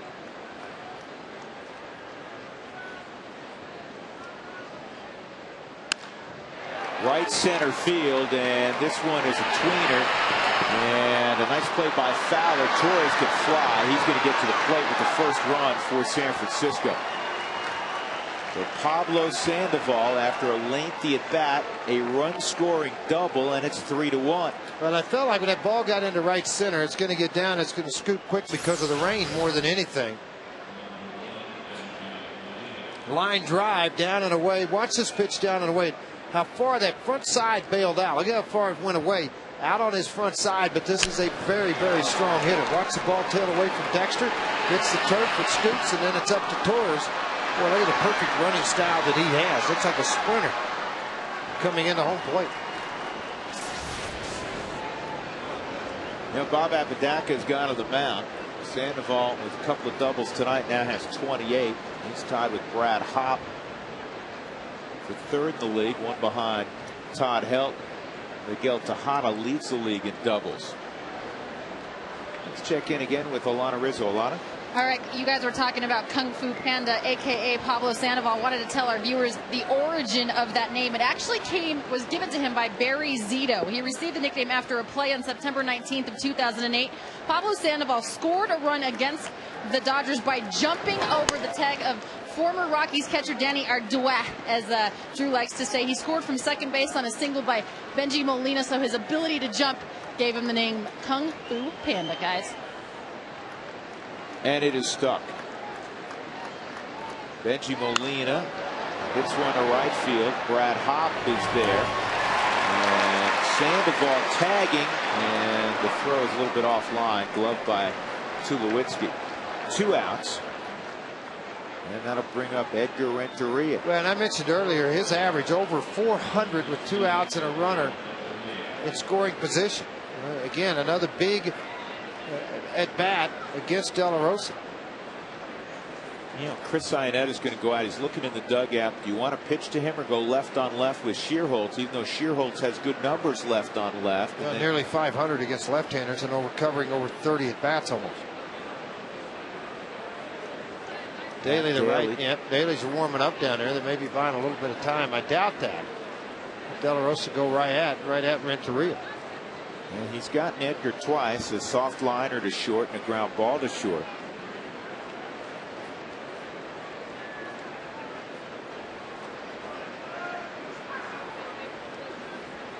Ionetta's in a crouch, so they'll go after Renteria. 3-1 Colorado.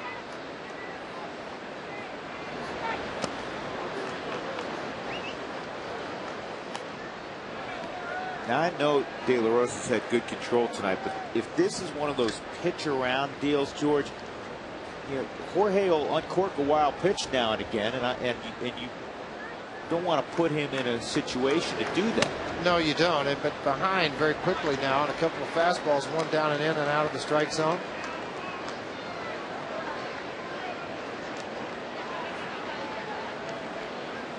And then this fastball out of the strike zone. I don't think he'll throw him a fastball here, do you? 2-0. Well, again, it's what he has confidence in this situation. Threw one, but it was on the inner half at 95. Not a very hittable pitch for Renteria.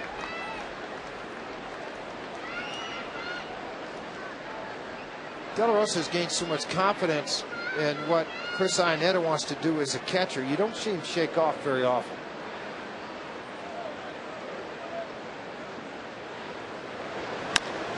And a chopper to Atkins. He's got to hurry, and he'll get Renteria. Nice play by Gary. In the inning, a single by Torres, a double by Sandoval. The Giants are on the board, but the Rockies lead it 3-1, middle of 6.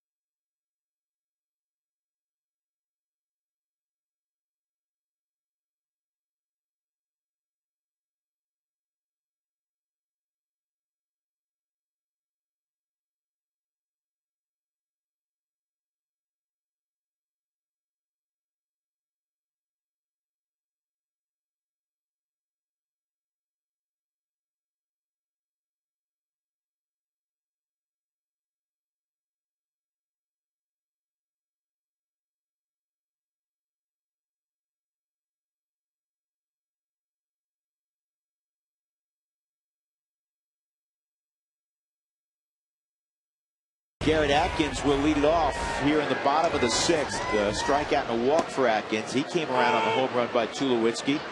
Rockies have been out hit 5-2 in the contest. Sanchez has walked 4. He has struck out 5. And this ball is lined foul. Breaking ball kind of hung up there. He hasn't thrown many of those hangers. 0-2 on Atkins.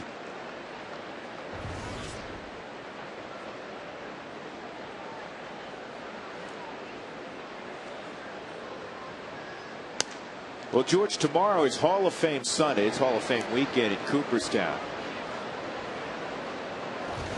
3 great players naturally will be going in. Jim Ed Rice, Ricky Henderson, and Joe Gordon, put in by the by the Veterans Committee. And it got me to thinking. Doug Marino and I were talking during the commercial break. In '75, the Red Sox had 2 ridiculously talented rookies. That's foul back. Fred Lynn and Jim Rice. Fred Lynn won the Rookie of the Year. Jim Rice was second. Fred Lynn won the American League MVP also.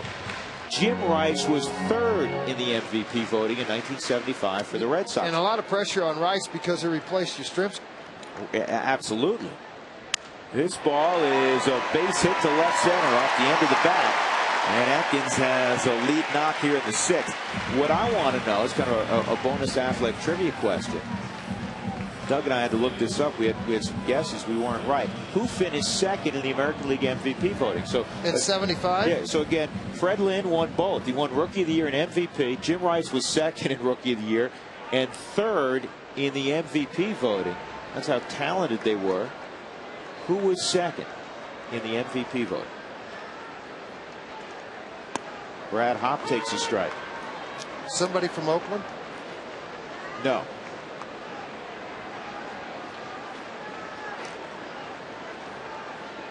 I'll give you one hint. Both Doug and I guessed one of your old teammates, Reggie Jackson, and it's not Reggie. Reggie finished 5th that year. Well, he was with Oakland that year too. Yeah, he was with Oakland that year. 0-2. Reggie was 5th.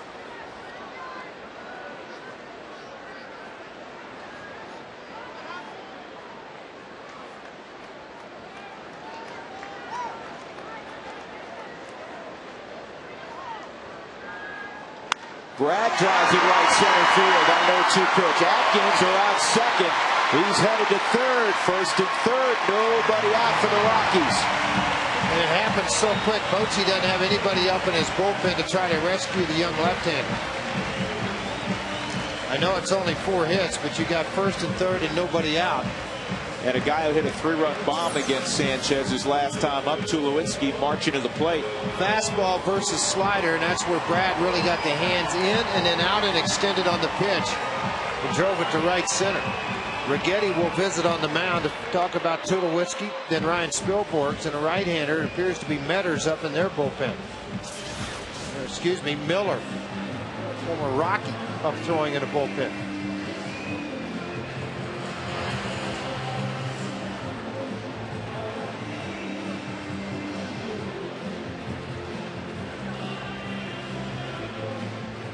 All right, well, you have any? I'll give you one more hint. No, I'm done. He has a son that was a first-round pick in the Major League Draft. He's playing. Big John. John Mabry? John Mayberry. His son's playing right now for Philadelphia. Yeah. John Mayberry finished second that year. Raleigh Fingers finished 4th. Reggie 5th. Jim Palmer 6th. Thurman Munson 7th. 75 American League MVP vote. Troy Tulowitzki hit a long home run into the Giants bullpen in the 4th inning. Atkins at third, he singled. Brad Hott is at first, he singled. Watching Roberto Kelly look in center field, he's the first base coach, outfield defensive coach. He's trying to get the attention of Torres to move him somewhat into the outfield. And Ron Wotus has told the corners, let's go to plate with it. If it's up the middle, turn to double play.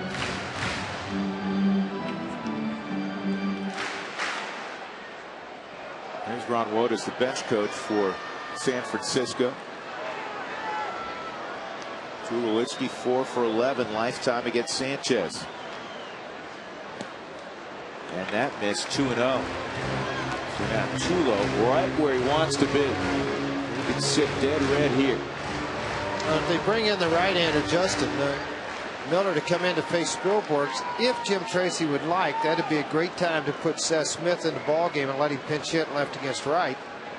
Or you could let Spilborghs stay in it. You are in the bottom of the 6th. 3-0.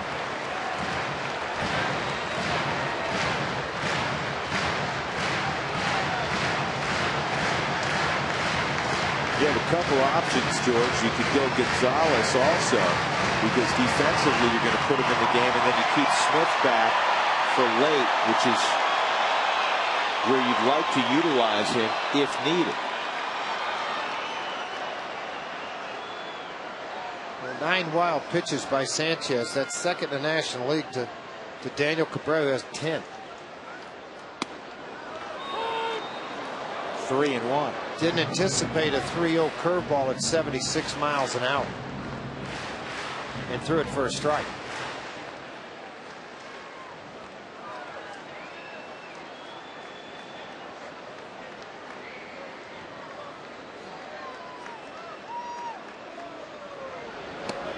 And again.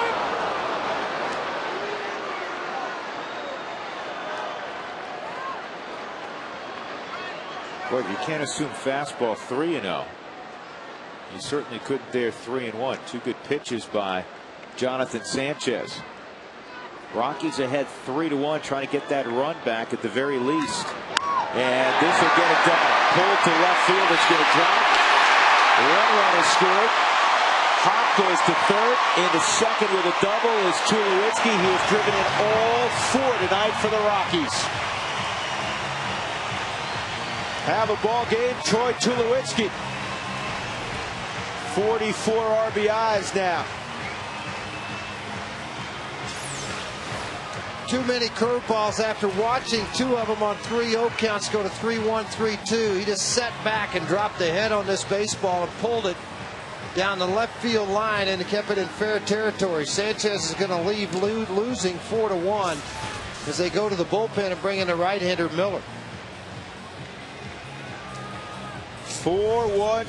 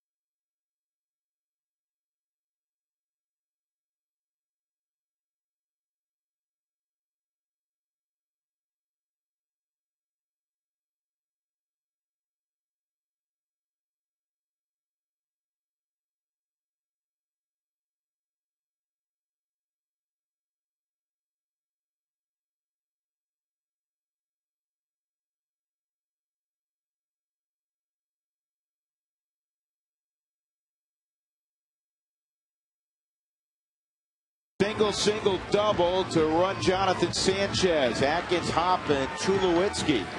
Justin Miller, the new arm, the former 5th-round pick in '97 of the Colorado Rockies, is called to the pen, brought to you by Comcast Digital Home Phone Service. Home up to unlimited local and long distance. Call 800 Comcast. Though drafted by the Rockies in '97, never pitched in the big leagues for the Rockies. Toronto, Florida, and now the San Francisco Giants. And he's been terrific, George. Been a very good bullpen guy. He'll run a fastball up to 93 miles an hour. Typically sits at 85, 88. Put some sink to it.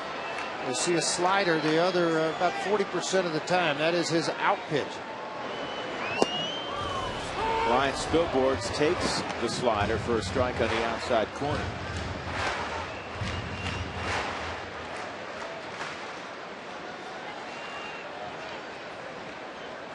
You and I both looked at each other after that first inning thrown by Jonathan Sanchez. And we gave each other that look, wow, it could be a long night. I mean, he had dirty stuff. Very dirty stuff, and a guy that was working both sides of the plate. He only gave up 5 hits in the game, 2 of those this inning. He just ran into a buzzsaw on the other side, and Jorge De La Rosa. 1-2.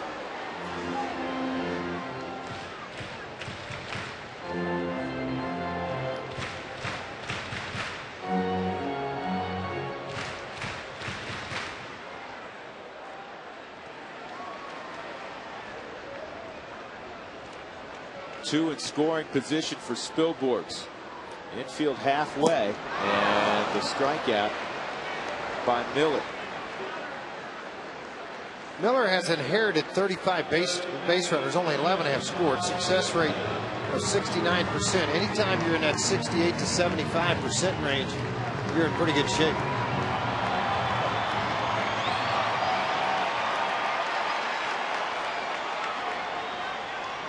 Chris Iannetta. Defensive change now. They'll bring the infield in with 1 out, runners at second and third. They were back earlier. Trying to hunt for outs. Yeah, an advantage for Chris, I think, George, sitting in the on-deck circle, watching how Miller works Spilborghs, a right-handed bat. Well, he's going to throw a lot of sliders to right-handers. He's going to try to get the ball to move down and away from him. Very rarely does he stay hard fastball.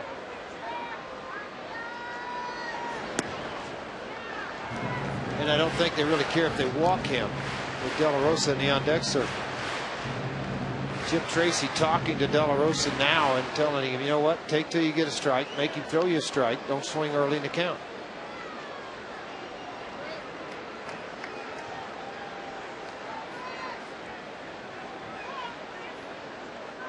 He left that in. This is going to get the run home and maybe more. Center field, warning track. The catch is made by Torres. Here comes Hop to the plate. Tulowitzki to third. Sac fly for Iannetta. And it is 5-1 Colorado.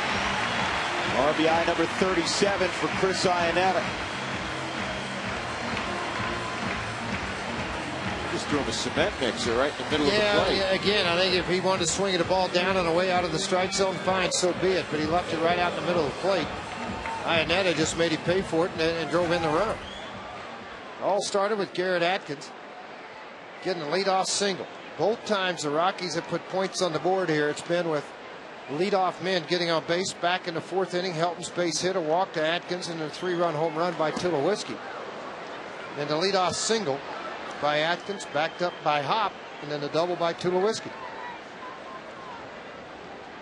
That was the Rockies' 39th sacrifice fly. That leads all of baseball. San Francisco second with 36. 0-1 on De La Rosa, who's brimming with confidence, George, at the plate, because remember his last start he had 2 RBIs. 2 RBIs with an average of 0.94, but 3 RBIs on the season. Rockies have taken advantage of their opportunities tonight. There haven't been many. 3-run home run in the fourth against Jonathan Sanchez by Tulowitzki. He had an RBI double earlier this inning, and then a sac fly by Iannetta. Pretty good swing there by De La Rosa. 1-2. Tulowitzki's at third base. Real big for the Rockies to counter after the Giants closed to within 2 runs in the top half of the 6th inning. And also to get Sanchez out of there.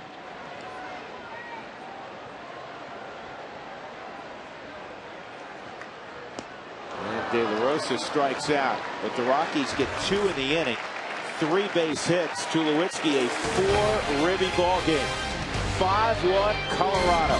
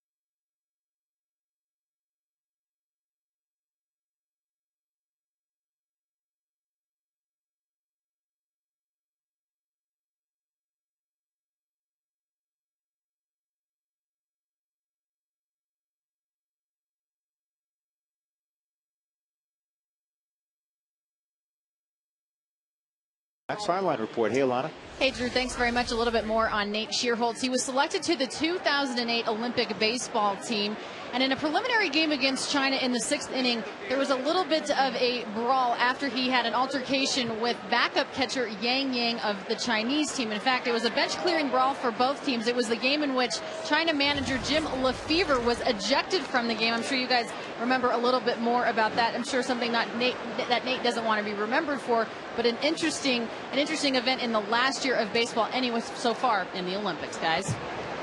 Well, we hope, and I think I speak for every baseball fan out there, I hope that we could get baseball reinstated to the Olympic Games. It belongs. 2-0 on Nate Schierholtz. On the outside corner for a strike.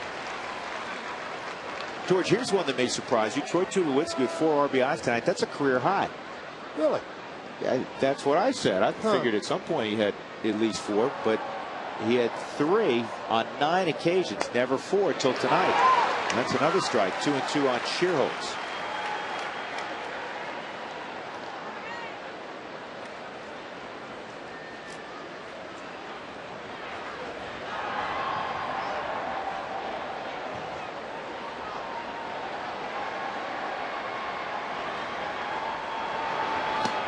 And Schierholtz is gone.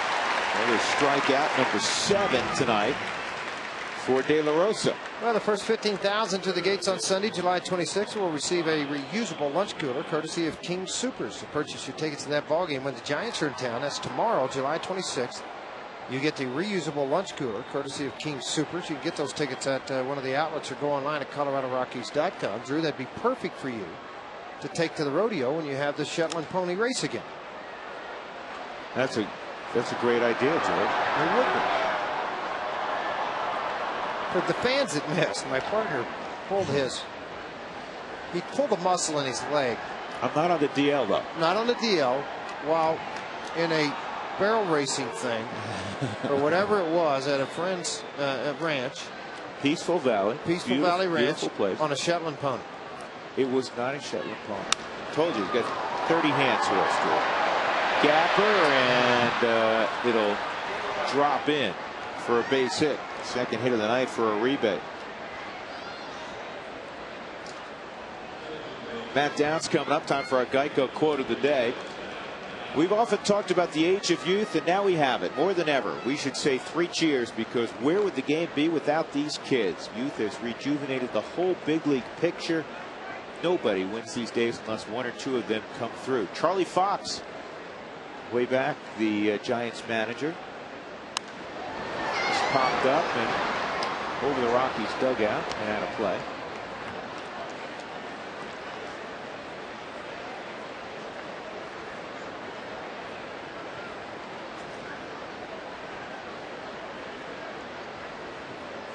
Got a dark cloud overhead. And the wind's picked up a little bit. And this is a double play ball. Too low, will take it himself. Grounds to first. Downs grounds into the 6-3 double play. And safely through the 7th inning is Jorge De La Rosa, 5-1 Colorado.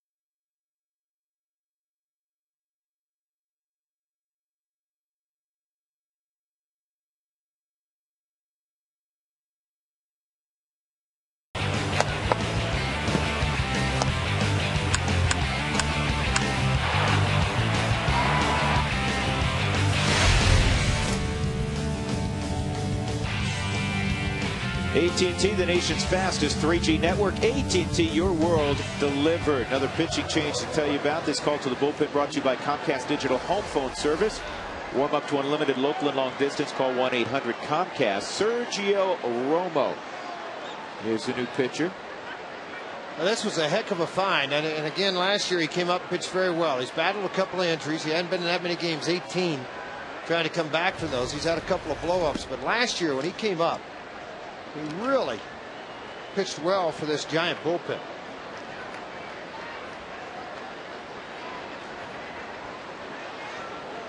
One 1-0 on Dexter Fowler, 0 for 3, couple of strikeouts.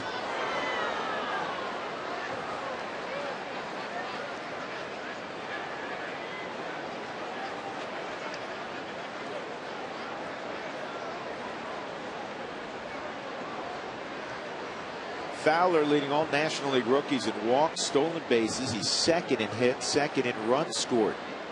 He also leads National League rookies in a very important category, on base percentage. George, you can't score if you're not on base. Yeah, it's difficult to steal a base too.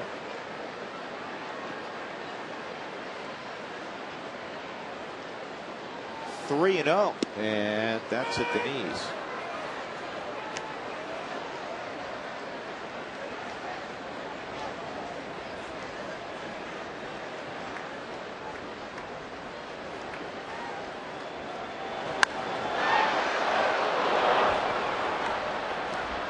Brewers beat the Braves tonight 4-0. Cooled off Atlanta a little bit. Gallardo, his 9th win of the year. Tommy Hanson finally lost. Braves 5-1. Mets beat up Houston 10-3. David Wright is having a good year. Average-wise, he hit a home run tonight. Do you know he has just 6 home runs? That's very surprising for David Wright. But when you don't have protection around you and they can pitch around you with Beltran, Reyes, and Delgado out of the lineup, kind of what Matt Holliday was going through in Oakland. Leadoff walk to Fowler. Clint Barnes coming up. Frank Core also hit a home run in that ball game for the Mets. Cubs beat the Reds 5-3. Ramirez another home run. Soriano is 17th. Milton Bradley is 7th. Reds have fallen on hard times. They were at 500 a little while ago. Now 44 and 52. Cincinnati has lost 5 in a row. Second year in a row that right after the break Cincinnati has faltered. It's not, and with their pitching you wouldn't anticipate that. Look forward to seeing Dusty Baker, the manager of their ball club. Good Cole, the pitching coach. Rich Spire, another guy that former teammate of mine, is the bench coach. Dusty keeps his crew together pretty much wherever he goes as a manager.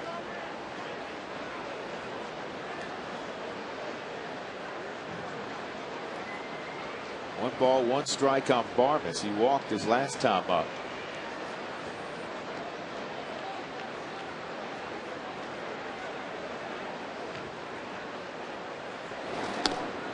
Giants thinking Dexter may be going. Dexter 23 stolen bases, has been caught 8 times.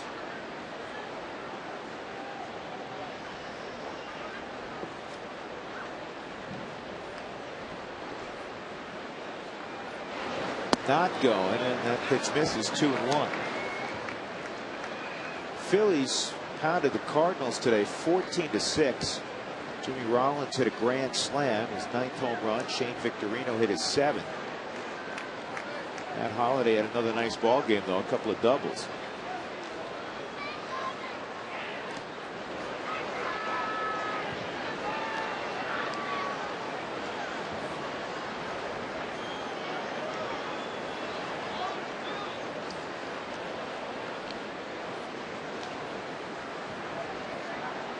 Yankees got cooled off, George. They had won 8 in a row.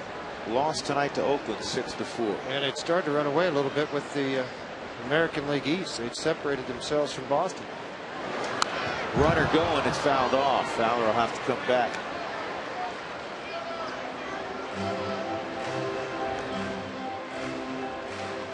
turning into another long summer for the Royals. They did snap a 10-game losing streak tonight, beating Texas 6-3. Greinke struck out 10 last night. He took the loss. He made one mistake, hit out of the ballpark.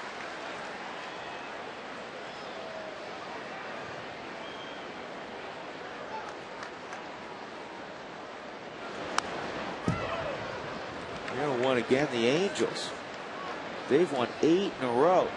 They've separated themselves by 4.5 games in the American League West from Texas.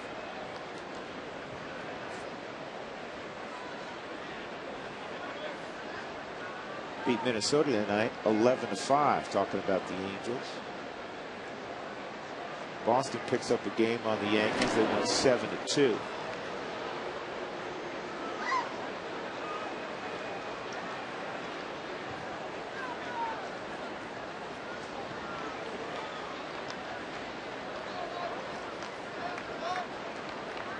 Two and two on Clint Barmes, and another foul ball.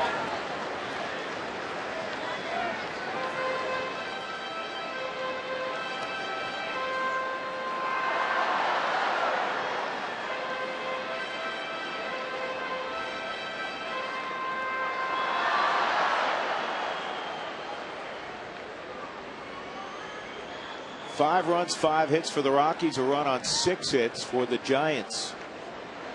He's trying to move a game ahead of San Francisco again in the National League West. And this ball is going to be a foul ball down the right field line. Well, the Rockies dugout stores are the place for all things Rockies. You get about each and every player that's on this ball club that you go by there. There's 14 different player T-shirt and the new replica jerseys. So when you need the Rockies player merchandise, go to the official team store, Rockies dugout stores, 303-832-TEAM for more store locations. Garvey turns on one and he rips it foul.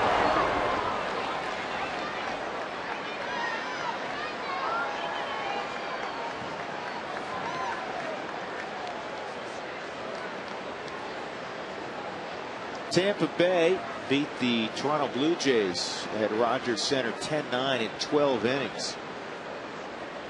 Carlos Pena's 25th home run in that ball game. Aaron Hill hit a couple of home runs for the Jays, 23 and 24. This is in the air to right field and deep. Shearholt's going back. Will make the catch. Fowler goes back and tags. And he's out.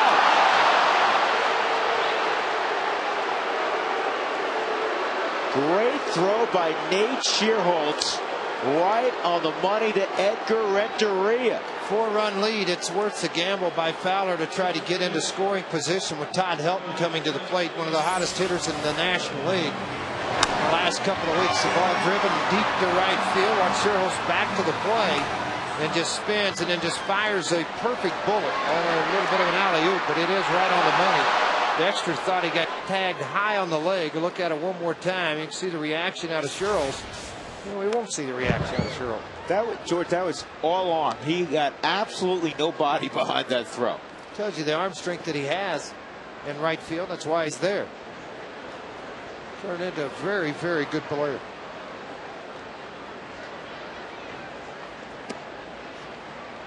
One and one on Hilt. Todd 1 for 3 tonight. Let's look at the slide of Dexter Fowler coming in. He's looking. Now he's going to go back and tag up and make a decision here on his own with the help of Glenn Allen. Go when he takes off. Head down. Here's the slide in. Close. I agree with you. Up by 4 runs, a great gamble. Puts yourself in scoring position. It took a perfect throw. And with that, they just got Dexter. 3 and 1. Ian Stewart is on deck. He came in last half inning defensively for Garrett Atkins. Atkins went 1 for 2 and a walk, scored 2 runs. So another productive evening at the plate for Garrett Atkins. And this is in the air to center field. Torres stumbled initially, but keeps his footing, makes the catch. We'll go to the 8th inning. The Rockies ahead 5-1.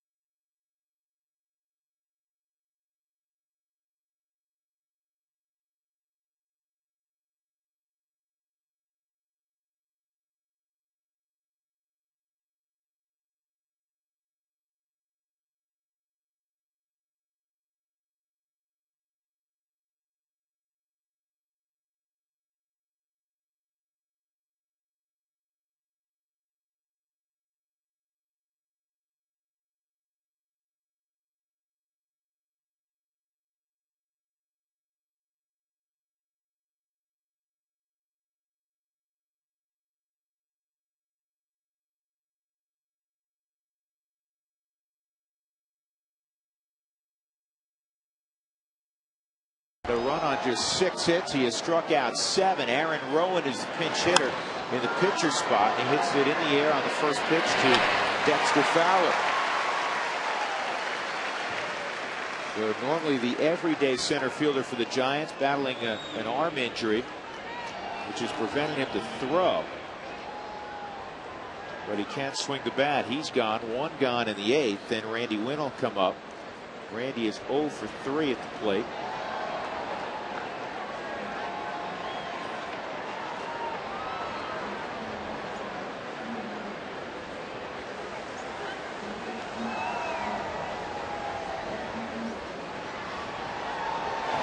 And Wynn takes a strike. Tonight's high-speed pitch is brought to you by Quest High-Speed Internet. Sanchez hit 95. De La Rosa has hit 96. 2 hard-throwing left-handers.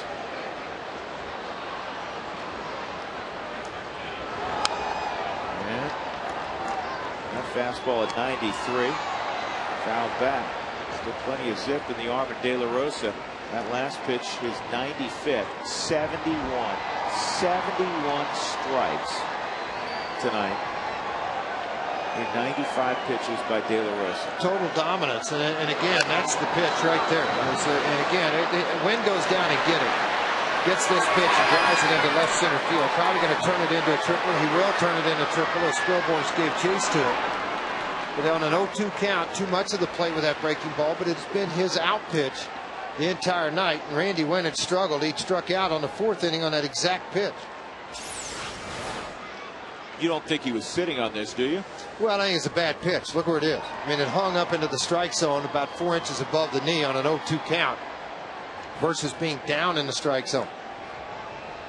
But again, to your point earlier, he banned on that. He's probably right at the forefront of his mind thinking, you know, I may be seeing it again. Rafael Betancourt in the bullpen. 10 ground ball outs, 5 fly ball outs, 7 strikeouts for De La Rosa in the game.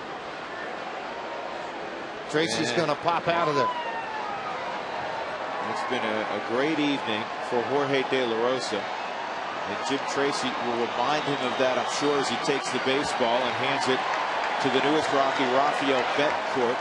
He made an appearance last night, a scoreless inning. Tulowitzki comes in there, taps him on the backside, held. Standing ovation from 42,201. What a job tonight by Jorge De La Rosa.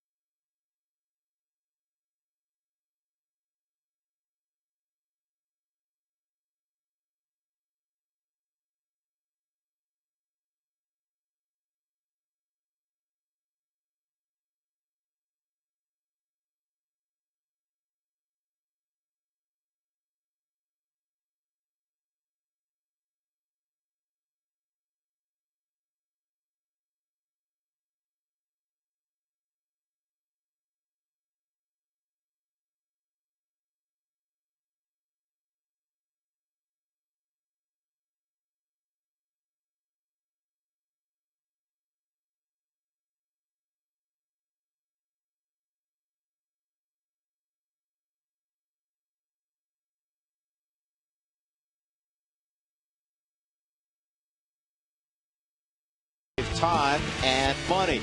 Tomorrow afternoon, after the Rockies and Giants conclude this 3-game set, it is off to the Big Apple. The Rockies will play 4 against the Mets at Citi Field, then to Cincinnati for 3, day off Monday in Philadelphia, and then they'll play Tuesday, Wednesday, and Thursday afternoon against the National League East division leaders and the defending world champs. So a long road trip awaiting the Rockies. But first things first, Here on Saturday night, up 5-1, one out in the 8th inning. Rafael Betancourt, who made his Rockies debut yesterday, will face a pinch hitter, Fred Lewis.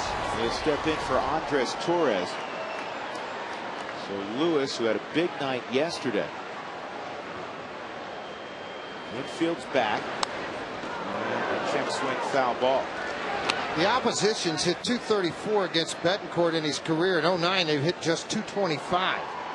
A lot of fly ball outs, though. 709 in his career versus 339 ground ball outs. This year, just 28 ground ball outs. Yeah, he has been more of a fly ball pitcher.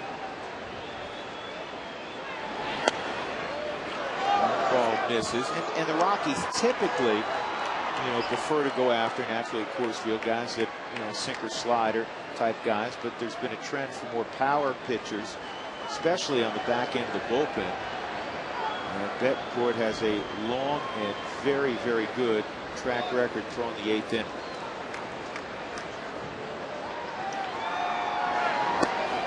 Down low, 2-1. Betancourt had a 5-pitch inning last night. He worked the fastball around 93 miles an hour. Lewis yesterday had a good ball game. Single, double, triple, and a walk. On inherited runners, he's been outstanding. 17 he's come in with the men on base. Only 2 have scored. Difficult here. 1 out and runner on third. Good pitch at 92, down really beneath the knees. He's also a guy, George, that has typically struck out a hitter an inning, which you like to see on the back end. Well, his main primary pitch, you mentioned it, fastball. He'll run it to 92, 93. He does have a slider and a change. But the out pitch is the fastball. He likes to ride it up into the zone. Now, he may have to change some of that philosophy coming here to Coors Field. As far as keeping the ball down in the strike zone, Cleveland had a very big ballpark.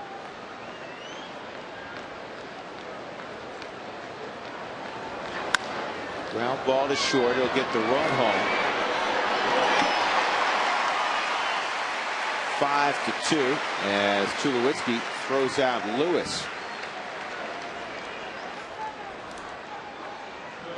If your windshield's damaged, call Colorado's #1 team, Elite Safelite Auto Glass, 303-287-5000, online at safelight.com. 2 outs, nobody on for Pablo Sandoval.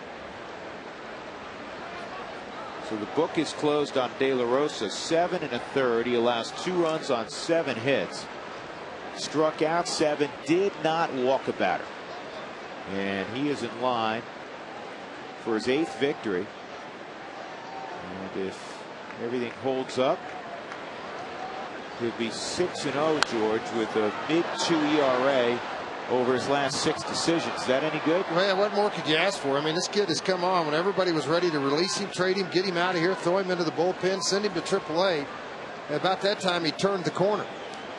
Yeah, I had just a few weeks ago, I had a couple people at different times come up on, on the street. You get this, and say, hey, yeah, people give your opinion. We welcome that. And say, I just wish we'd get another starter for De La Rosa. Move him to the bullpen. That's like, short pretty memory. good. Yeah. They remember the failure more than what they do with the success of a guy. And they think, some bad starts versus the good starts. And he's been pretty good, folks, the last 6 starts. Drew mentioned 6-0.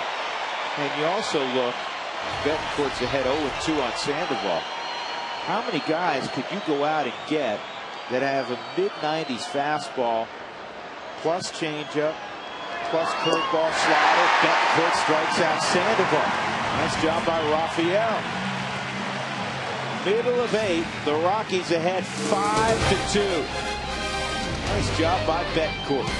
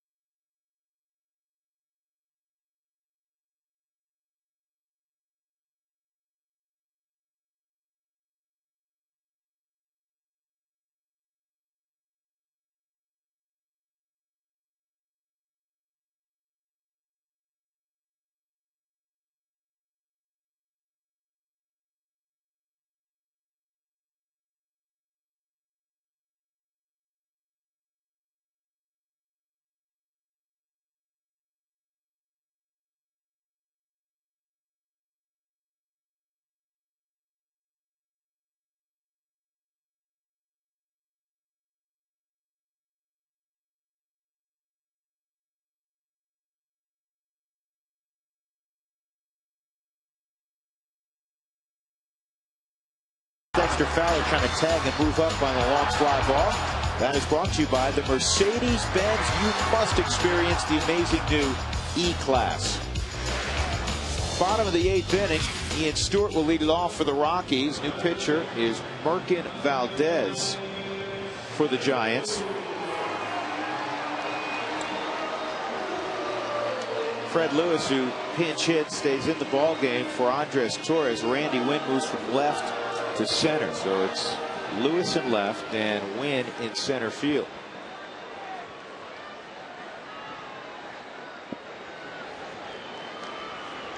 First at bat for Stewart came in an inning ago as a defensive replacement for Garrett Atkins. Again, Garrett, a solid night at the plate. 1 for 2 and a walk. Scored 2 runs. Dodgers and Marlins tied at 1, and this is going to be an infield hit. First Valdez whiffed on it, and then Uribe whiffed on it. Had a lot of spin on it.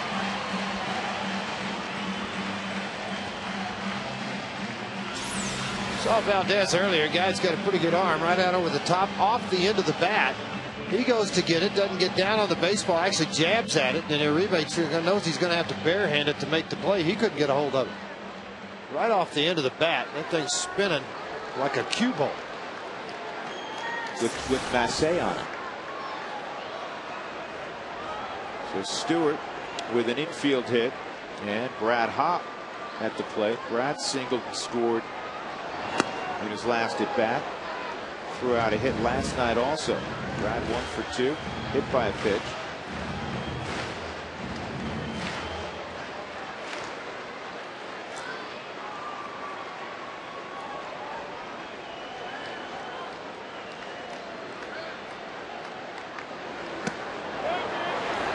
Oh, 2. Houston Street in the Rockies bullpen doing his thing. Tonight is the first time Jorge De La Rosa hasn't walked a batter in a ball game since May 15th at PNC Park in Pittsburgh. And he had 10 strikeouts and no walks. There's another base hit on an 0-2 pitch. Second straight at bat that Brad Hopp on an 0-2 pitch has lined a baseball for a single. Time for our Jimmy John's delivery of the game. Troy Tulowitzki. What a ball game. No score. Rockies have only 1 hit. And he reaches the back wall of the bullpen in right center field. And then he added an RBI double a little later on. Career high 4 RBIs for the Rockies shortstop. And he is our Jimmy John's delivery of the game tonight.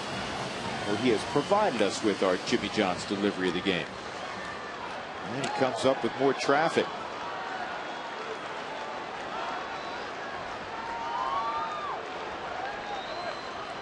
Tonight, George, another good night to talk about the depth of the Rockies lineup. Tulowitzki out of the 6-hole tonight with the 4 RBIs. Chris Ionnet out of the 8-hole has an RBI. I think everybody's heard on telecast, read in newspapers, national newspapers and telecasts that the bottom half of the lineup has not hit yet for the Rockies, and you better look out when it does. Well, I think in the pitcher's minds, he reads those things with the internet service and everything else. They read all that stuff. They think once they got past Helton, they got past Hopp, they're thinking, okay, those are the 2 big guns. These other guys have struggled all year long. And then you make that mistake and they make you pay for it. I have a question for you. You go over scouting reports on hitters, you know, in pitchers meetings, and you say, you know, and I know your philosophy, George, you go to the pitcher's strength as opposed to the hitter's weaknesses. But given that they say, you know, he struggles when you spin it away from whatever the scouting report is, does how hot they are ever enter into the picture? Absolutely it does. Is that part of the scouting report? No question. Absolutely it does. You know, that's one of the things you ask first. Who is the hottest hitter and where is he in the lineup? Here's the 0-2. And this ball, another base hit for Tulowitzki. Stewart gets the green light. And no throw from Fred Lewis. It's a 5 RBI ball game for Tulowitzki. A new career high for Tulowitzki. He had 4 earlier in his career. This 5th, is that not a career high? No, he had 4 tonight. Was a new career high. That's what I said. This is his 5th. It's his 5th RBI of the game. His career high before tonight was 3. Well, he broke the old one tonight. And with 5. he went down on an 0-2 breaking ball. So back-to-back hits on 0-2 pitches, first by Hop and there by Tulowitzki. Very good, too. Drove it to the left side of the infield.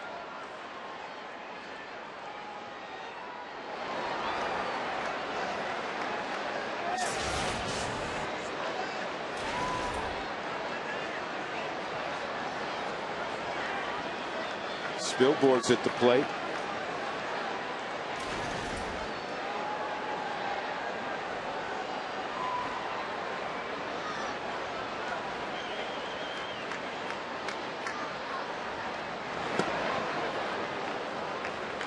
Boy, Ryan did about 6 different things there, George. Shortened up the bunt, pulled it back, and then had to jump out of the way of the pitch. Bad pitch. Bad pitch to try to bunt, bad pitch to try to do anything with.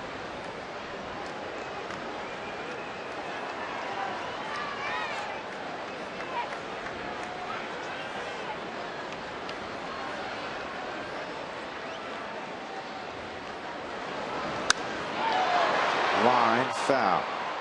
Velocity's there, 96 with that fastball, was pretty straight. Hitters can adjust to that.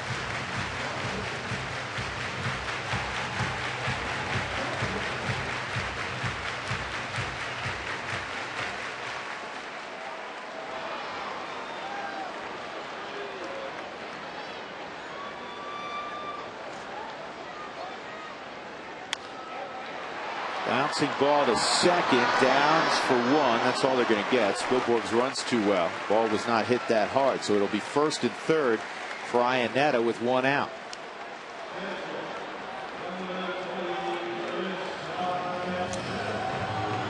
Fans, reminder to feed your fever at Taco Bell. When the Rockies score 7 or more runs in a game, and they're threatening to do that here, go to participating Colorado Taco Bell locations the next day between 4 and 6 in the afternoon. And feed your fever with 4 tacos for $1.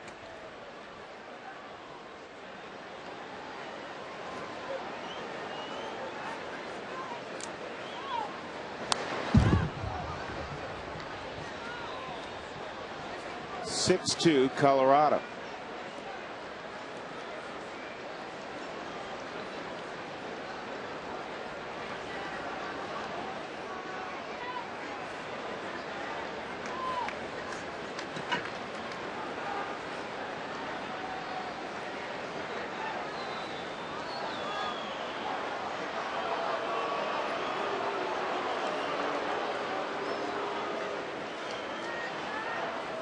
Matt Daly has joined Houston Street. I think if this ball game gets to a 5-run separation, you may see Daly in the 9th inning.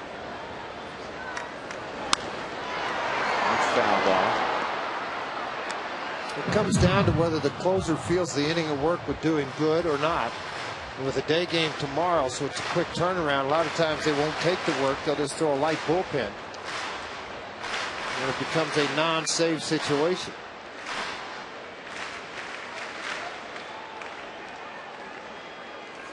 "13 pitches this week for Houston Street."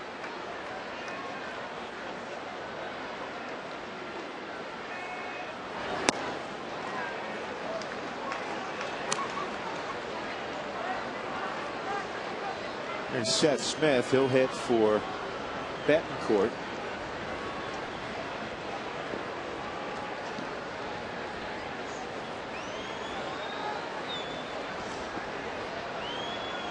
Well, the way this game started, George, you didn't think there'd be 8 runs on the board. No way. Total.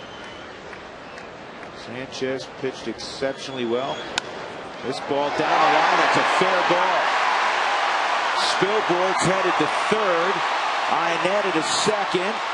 High throw. It is backed up by Uribe. So no advancement, but a run-scoring double for Iannetta. His second ribby of the night, and the Rockies lead it 7-2. Tacos for everybody tomorrow between 4 and 6 at participating Colorado Taco Bell locations. Rockies have blown this thing open. Well, one more look at this fastball. It's on the outer half, and it runs right back in, trying to jam Iannetta. Iannetta able to inside out the ball and shoot it right down the first base line, because you're holding the runner, so your first instinct is to get off the line. made it harder to get back to it, and it just tailed way over into foul territory.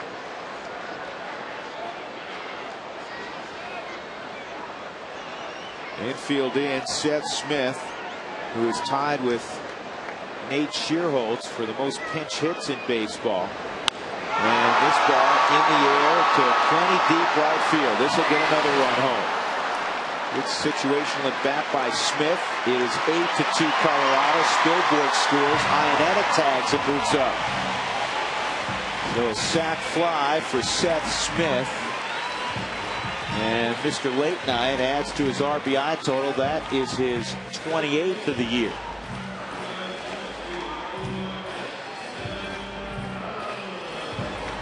More importantly, I mean, and again, he's 12 for 27 as a pinch hitter, 28 RBIs on the season, but 7 now as a pinch hitter. Good stuff. Dexter Fowler 0 for 3 and a walk.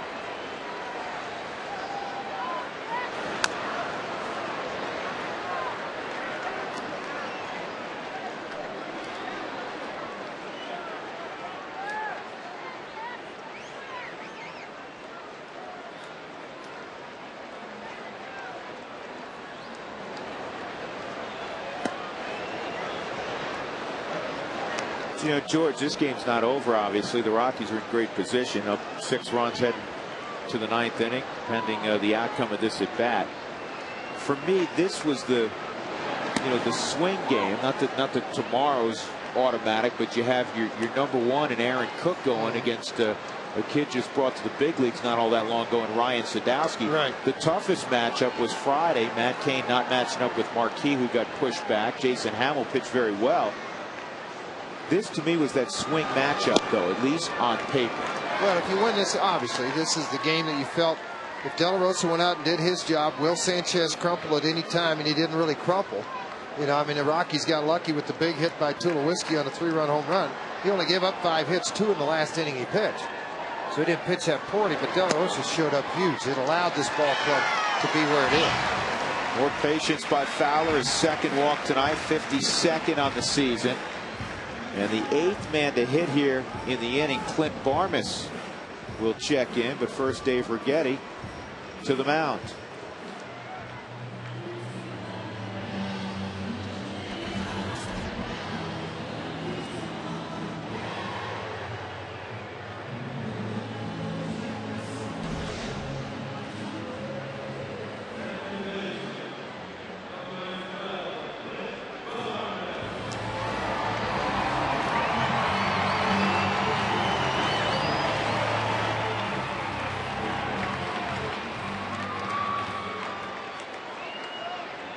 Yeah, George, I got it. That may be Chacin up in the bullpen now. It is. Yep, 4-run lead out right now for the Rockies. Get him in and let him have a little bit of fun here. Excuse me, 6-run lead for the Rockies to let him come in with not much pressure. Now, the one thing, of course, you run into, and adrenaline will make a lot of soreness go away. He started 1 inning on Thursday in Tulsa, or Wednesday, and it was off Thursday. Flew here, warmed up in last night's game, did not get in.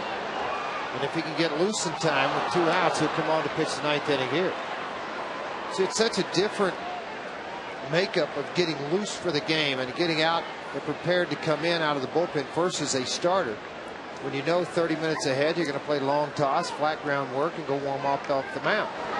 Here, you're just stuck. I mean, you get loose out there and go. Apparently, he's loose. He's walking in.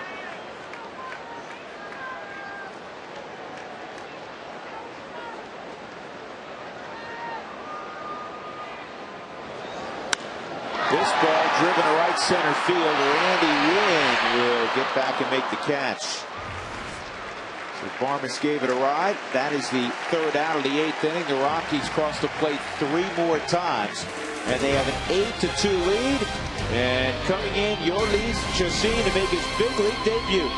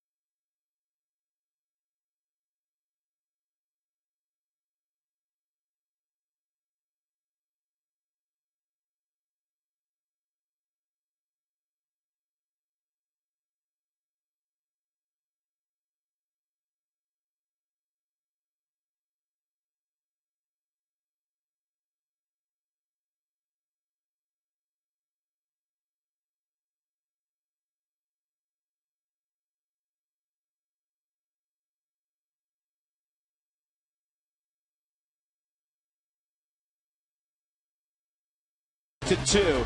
Top of the 9th inning. The Rockies postgame report is next with Tom Helmer. Tom? Drew, after the ball game, we'll talk about the 4th of July. Jorge De La Rosa going for his 4th win of the month. Looks like he's going to get it. Also, Too Legit. Troy Tulowitzki having a career night. We'll break down his performance as well. And, of course, hopefully we'll hear from him after the ball game. We'll hear from Jim Tracy as well. It's coming up on the Rockies postgame report. Drew? Hey, Tom. Nicely done with that. Too Legit. I'm trying to get... trying to go back to my MC Hammer days. Well, he left the MC. It just became Hammer after a while. Is it just Hammer now? Yeah, it's just Hammer now. Yolis Chassin. Yesterday we were saying it was Jolis. I talked to him today, and there were various members of the organization who thought that it was Jolis. I talked to him this afternoon, and it is Yolis Chassin. Yolis Chassin, and he was a couple of years ago he was Julius Chassin, and then as it got more involved in winning 18 ball games, saying, you know what, I better get my name correct now if I happen to get to the big league level. Saw pretty good numbers in Tulsa. The one thing he can't do is he can throw a fastball. They're up to 93 miles an hour. He'll set comfortably 88, 91, 92. The changeup, the pitch he learned at a very young age, not afraid to throw it anywhere in the strike zone.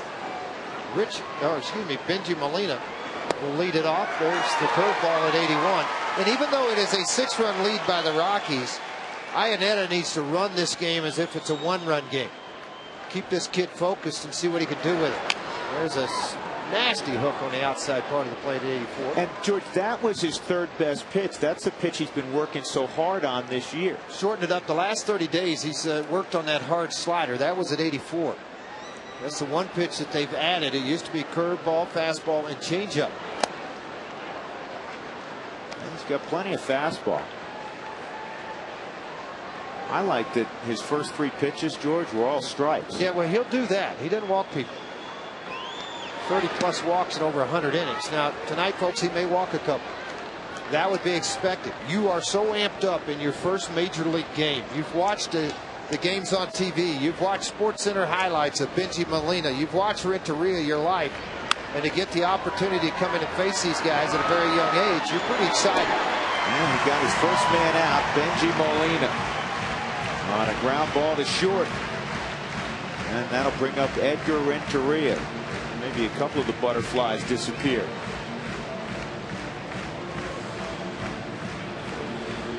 Very nice young man. Considered by many the Rockies' top pitching prospect, but they got some kids on the way. And a guy we haven't talked about tonight I wanted to mention, Christian Friedrich, their #1 pick last year, George, out of Eastern Kentucky. Man, is he on some kind of roll? Well, 11 punch outs and 5 scoreless innings tonight. Had to take their last night. Yeah. The thing about Friedrich was he had a little tender elbow and had to take about 4 starts off. So it's a matter of getting the arm strength back. But if you go online, folks, and you look at some of the numbers this kid's put up. Fastball range 90-95. He's got an outstanding curveball, slider, changeup. Changeup being the 4th best pitch. A lot of strikeouts. I'll tell you this, he's got Georgia 198 ERA. Here's the 1-1. That's a good looking slider, just a little bit low. You mentioned the strikeouts, Frazier. 107 punch outs against just 25 walks. He doesn't walk people. And he gets a lot of strikeouts because he sees the one thing that impressed me, and I've watched him pitch last year at Tri-Cities and again here at Asheville this year. The one thing that impressed me most about him was he recognized hitters' weaknesses, and boy did he exploit them. Whether it be a high fastball in or whether it break the ball on the back foot. For those folks that can remember, a Floyd Bannister type body. I mean, this kid's very strong, heavy, lower half, extremely strong. Good pitch there on a 3-1 pitch, George. He had a lot of sink on that fastball. It's 3-2. Working to Renteria, 1 out. Nobody on in the 9th. The Rockies up 8-2. And a slider's fouled off.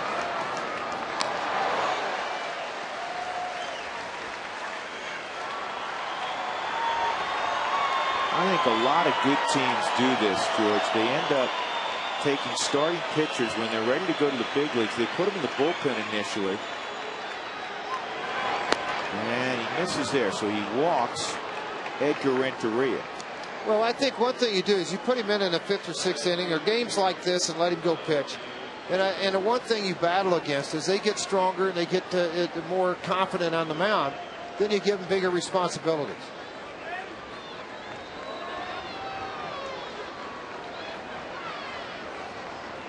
Nate Shearholtz will step up, 1 for 3 tonight.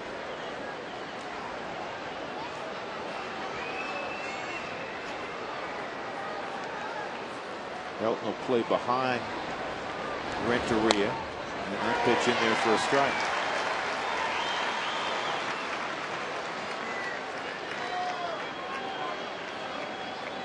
The true test for Chacín will be the second and third time through the league, working out of the bullpen. The guys haven't seen him, so a lot of times they'll swing at pitches that they normally may not swing at, or they'll take pitches, and that could be to his advantage. Good location with that fastball, down and in. 0-2 on Shearholtz. The helpful thing is he has a 4-pitch mix coming out of the bullpen. It's not just sinker, slider, or fastball, curveball. He has a 4-pitch mix he can work. Iannetta asking for the ball down in the dirt, patting it with the glove. You had to like that execution. Very good. Well, and he does that. And I think that's one reason he got called to the big leagues. When he signed, he only weighed like 150 pounds. He's a little skinny kid that threw halfway hard. And in 4 short years, he's put on about 70 pounds in the lower half and the upper body. Asking for the ball down again. He got it. Very nice pitch. Got him on a hard slider, so he's got his first career punch out as Shearholtz is gone. 2 outs in the 9th inning. And Juan Uribe will step up. Well, remember, too, that Chacín has pitched in the Futures game. He's been in big league ballparks, so this is not his first trip down this street. So he shouldn't be intimidated by the lineups. That was nasty.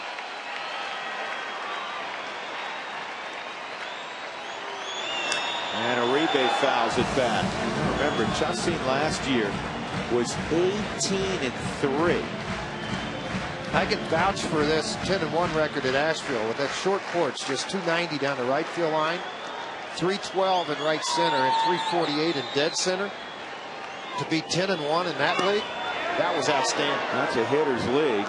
Tulsa Hitters Ballpark, 1-1 on Uribe. The 21-year-old native of Venezuela, Yolis Chacín, making his big league debut.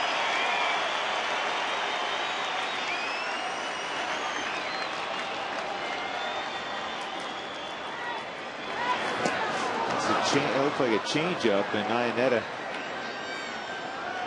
had a slider, and Iannetta didn't handle it, so it goes to the backstop. It'll sure be charged as a wild pitch. Renteria to second.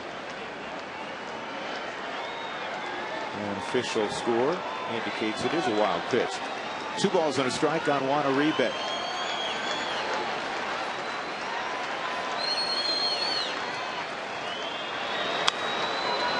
High fly ball down the left field line, and this is a foul ball.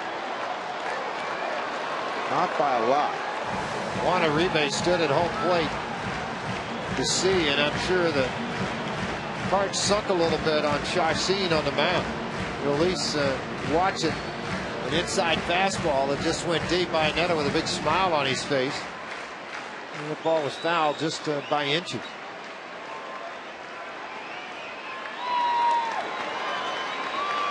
He goes away with the slider. He does, and he gets the strikeout, and that's the ball game. Nice little debut by Chacín. Strikes out 2. Chris Iannetta goes out, gives him a high five, and he'll hand him the baseball. A lot of good things for the Rockies tonight. They beat a very good pitcher, a very hot pitcher, who had great stuff tonight at Jonathan Sanchez. A career night for Troy Tulowitzki as he drives in 5. The Rockies win it, going away 8-2 tonight. And they even up the series. They force a rubber game tomorrow. The Rockies will have their ace on the hill, Aaron Cook. The Rockies improved to 53-44, move a game ahead of the Giants.